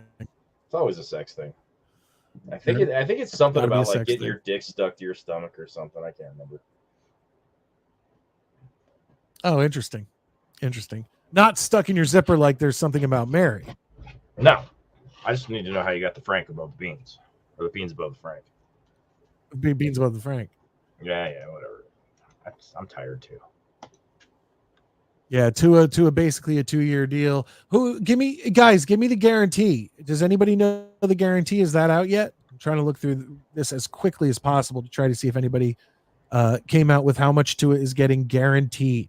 And give me the deal. What was the actual deal? I'm not necessarily asking you, Maddie. I know it was like 200 million something. It's insane, whatever it is. But I mean, that's I just the way it goes. It's just more and more and more. Oh, Shit, Dano if we says hit- 93 million guaranteed at signing. Okay, so this is funny. We got another super chat from Scott Foster. Jets. 199. He says next show song after midnight. We gonna let it all hang out. Hey, I got something for you. My old show, right? What was 80s and 90s pop culture and horror, and we reviewed movies and albums. We actually listened to the albums on the podcast, because on podcasts where you have your own server, you can do whatever the fuck you want. But for a while, we had a spin-off show that instead of doing 80s and 90s pop culture and horror, we did 2000 to 2010 pop culture and horror. It was called the After Midnight Podcast, and we used that song as our opening, or there was a point in the show where it was always played. So, Scott, I hate to say it, I appreciate the 199, but I'm about 7 years ahead of you. But it's only because Midnight Mike comes from those shows. You know, when I started this show, I've never gone till midnight. This is going to be the first time. And in 9 minutes, ladies and gentlemen, you can all join us as we will play Bobby Midnight's favorite song, the celebration song that he usually gets up and dances to on our show. I think we're the only show where Bobby Midnight stood up and physically moved his body to music.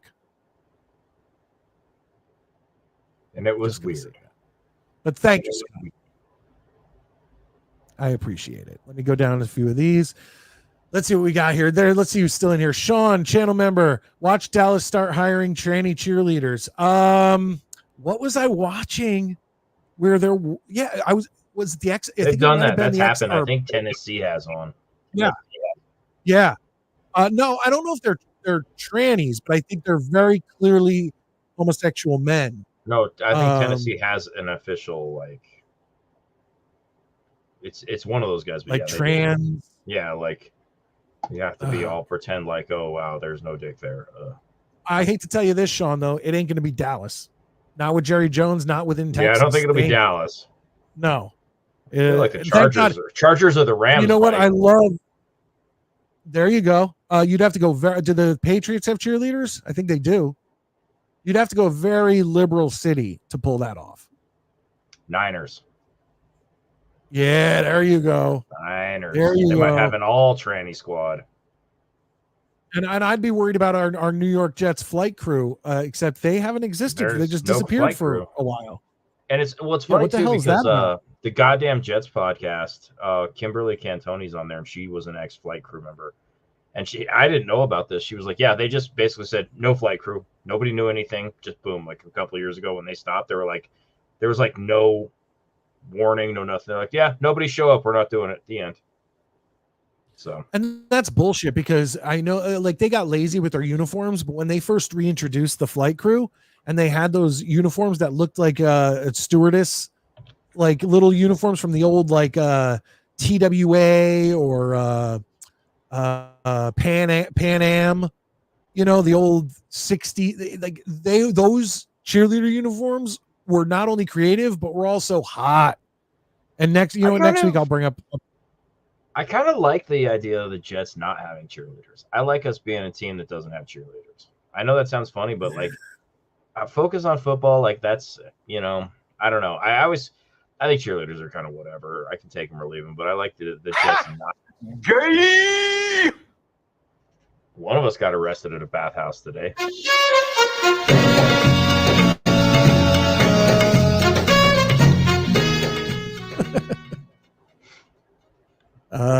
The 69ers from there on out. Yep. Now, I would say, what is it? What is it going to be? Now, you said who already has some trans? I think it's Tennessee. There's one in the league. Okay. So, he thinks it's Tennessee. Let's say Tennessee has it or they don't have it. Who is going to officially be like the first to have more than one or two, or who's going to be the next one? Are we going for 49ers? Here we go. Let me find this. First openly transgender, Justine Lindsay, blah, blah, blah. It's either, maybe it's the maybe it's Carolina. I might have been wrong. We need to know this. This is big information, this folks. This is important. I know. Well, Glory hole, Mike. whoever the top My cats mom. are, so that must be Carolina. So there you have it, Are Carolina. you guessing or are you serious? Well, whoever the team with the top cats is their fucking squad is Carolina. So it's got to be them. There's an article. Google it. It's Well, is he hot? no. What are you? Do you see a retarded? picture? Yeah. It looks like fucking You see a picture? Joy. It looks like Joy Reid, dude. Oh, damn it. It couldn't have been one of those ones that actually could try to pull it off, huh? Why do I feel like we're going to a dark place with you right now? We're not. But good. I mean, look, my mom name is not Glory Hole Mike. Although that is Ooh, I kind of like catchy. That's got a ring to it. You should get a Jets jersey with Glory Hole on the back of it. 69. Glory Hole Mike. It's bad, you know. Gets crazy on this show when we're going to midnight, huh? We get punch drunk and retarded real fast, guys. The wheels are not only off the bus, we're riding the rims down the highway. But Devontae the Jet, better show traction without Bobby on for 15 minutes. Oh, you guys are hating on Bobby. Come on, we make You jokes guys on talk Bobby. all that but shit we when all he's love not here. don't we? Bobby's a serial killer, dude. Who's that girl that he has chained up at his house? Holly or whatever? Oh, yeah, he does. Yeah. There's Claire. I just hope he Something frees like her someday. I hope he's feeding her. The Dolphins had a trans kicker, according to a movie I watched. Yeah. Yeah. Lois Einhorn. She missed that field goal in the Case in the is Super out. Bowl. It's bullshit. Dude, I like listen to the Rewatchables, that Bill Simmons movie podcast, and they had a whole thing on Sean Young, dude. She's wild, that chick, dude. She's something else. I just want to point out, thank you, Clancy. I do want to point out that this will be the first show that we go till midnight. And like people said, living up to my name. And I explained why, the name came from something else. But it is cool going to midnight. And I had a good time. I will admit that. And I had something else. Now I'm forgetting it. What is all this tummy? Can someone just, maybe I missed it. What is this? I'm not Googling this. I knew it was sexual. Is this maybe like, what do they call it? Crossing swords? Like if two dudes are banging a chick and like dagger fight? I don't know. Are you guys making my chat a little soft? Is that what's going on? Viewers disappear tonight.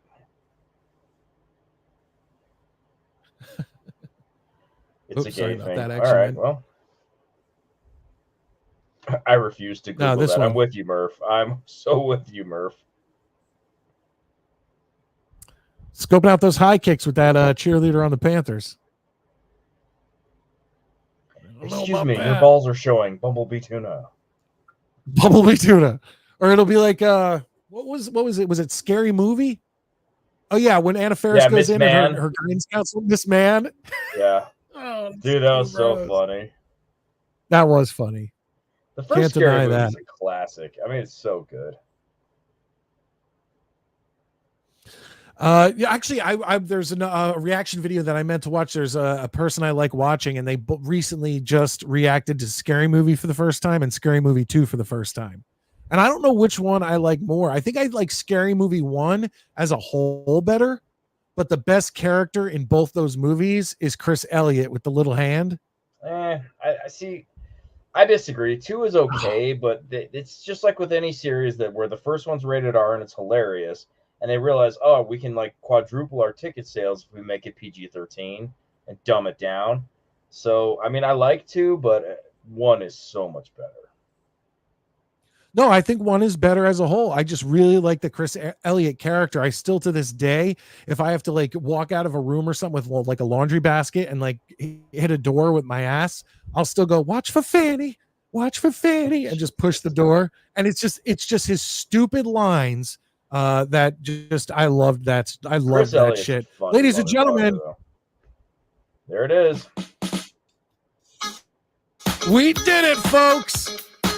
The Midnight Mike Show, the show for blue-collar Jets fans who bleed green. It's Midnight Mike. It's Maddie.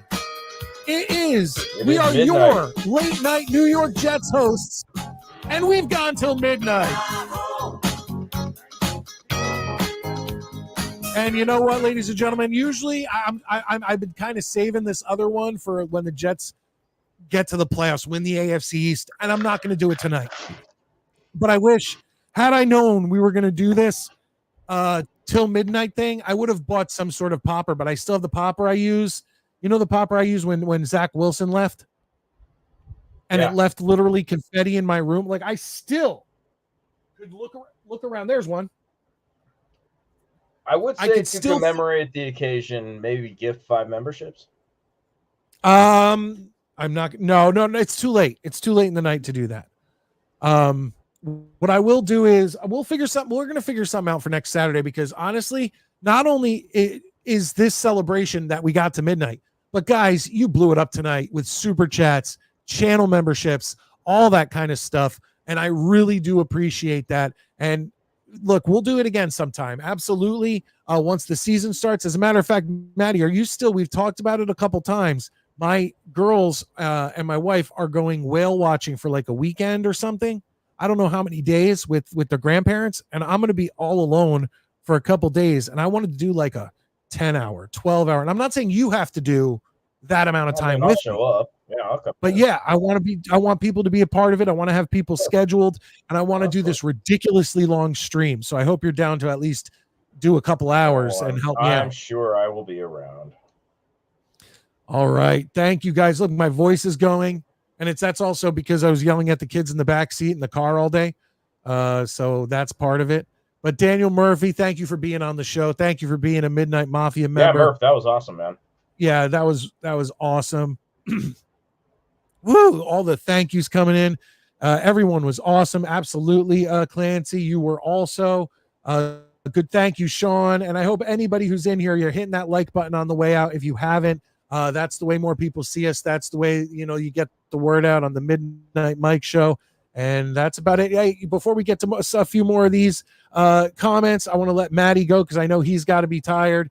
Maddie, thank you so much for being on the show. Go follow him at Maddie Jets on Twitter. I'll see you guys on Tuesday. Good night. There he goes. All right. Thank you so much, folks, for being on. I want to just reiterate a few things. If you want, while you're here, now that I'm back from vacation, those stickers are going out this week. I will send them out. You will probably get them by next week. But if you want a Midnight Mike Show sticker, these I will send you both. The first one is limited. It is the Midnight Mike Show holographic mid-century modern style logo that I've been using since the birth of the channel. And then, of course, the Midnight Mike Show New York Jets logo sticker that you could put on your water bottle, your computer, your car, your phone if it's big enough. They're a pretty decent sized sticker. Like my phone, I can't put it on the back of it. It's just not big enough. But email me at midnightmikeshow@gmail.com and tell me that you want the stickers and send me an address, a P.O. box, a work address, whatever, and I'll make sure I send those out. And of course, follow me on X, Twitter, Instagram, Letterboxd. Instagram said that, all that stuff. I'm branded across everything. YouTube. Oh, by the way, if you're on Rumble, give me a follow. I want to be able to start sending this show over to Rumble in the emergency situation that something happens with the YouTube channel, which it probably won't because I'm cutting things down. I'm making sure things are compliant to YouTube because it's a Jets show, but we like to talk about so many more things. I feel like that's what does set us apart a little bit, where we'll go completely off base. It won't be sports. It'll go off crazy into other dimensions on this show. But yeah, at Midnight Mike Show on Twitter, Instagram, Letterboxd. Twitter, of course, is X, Rumble, YouTube, all those things. But let me get back to a few more of your comments as I head out. Let's hit that that New York Jets fight song that we love so much here on this show.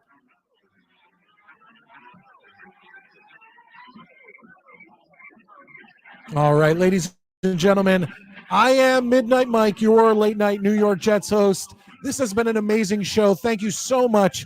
My faith is completely restored that I should have done this show. You guys blew it out of the park. Memberships, super chats, It came all night, and that's why we're here now, past midnight on the East Coast. I'm Midnight Mike. I can't wait to see you Tuesday night at 10:10 p.m. We'll see you there.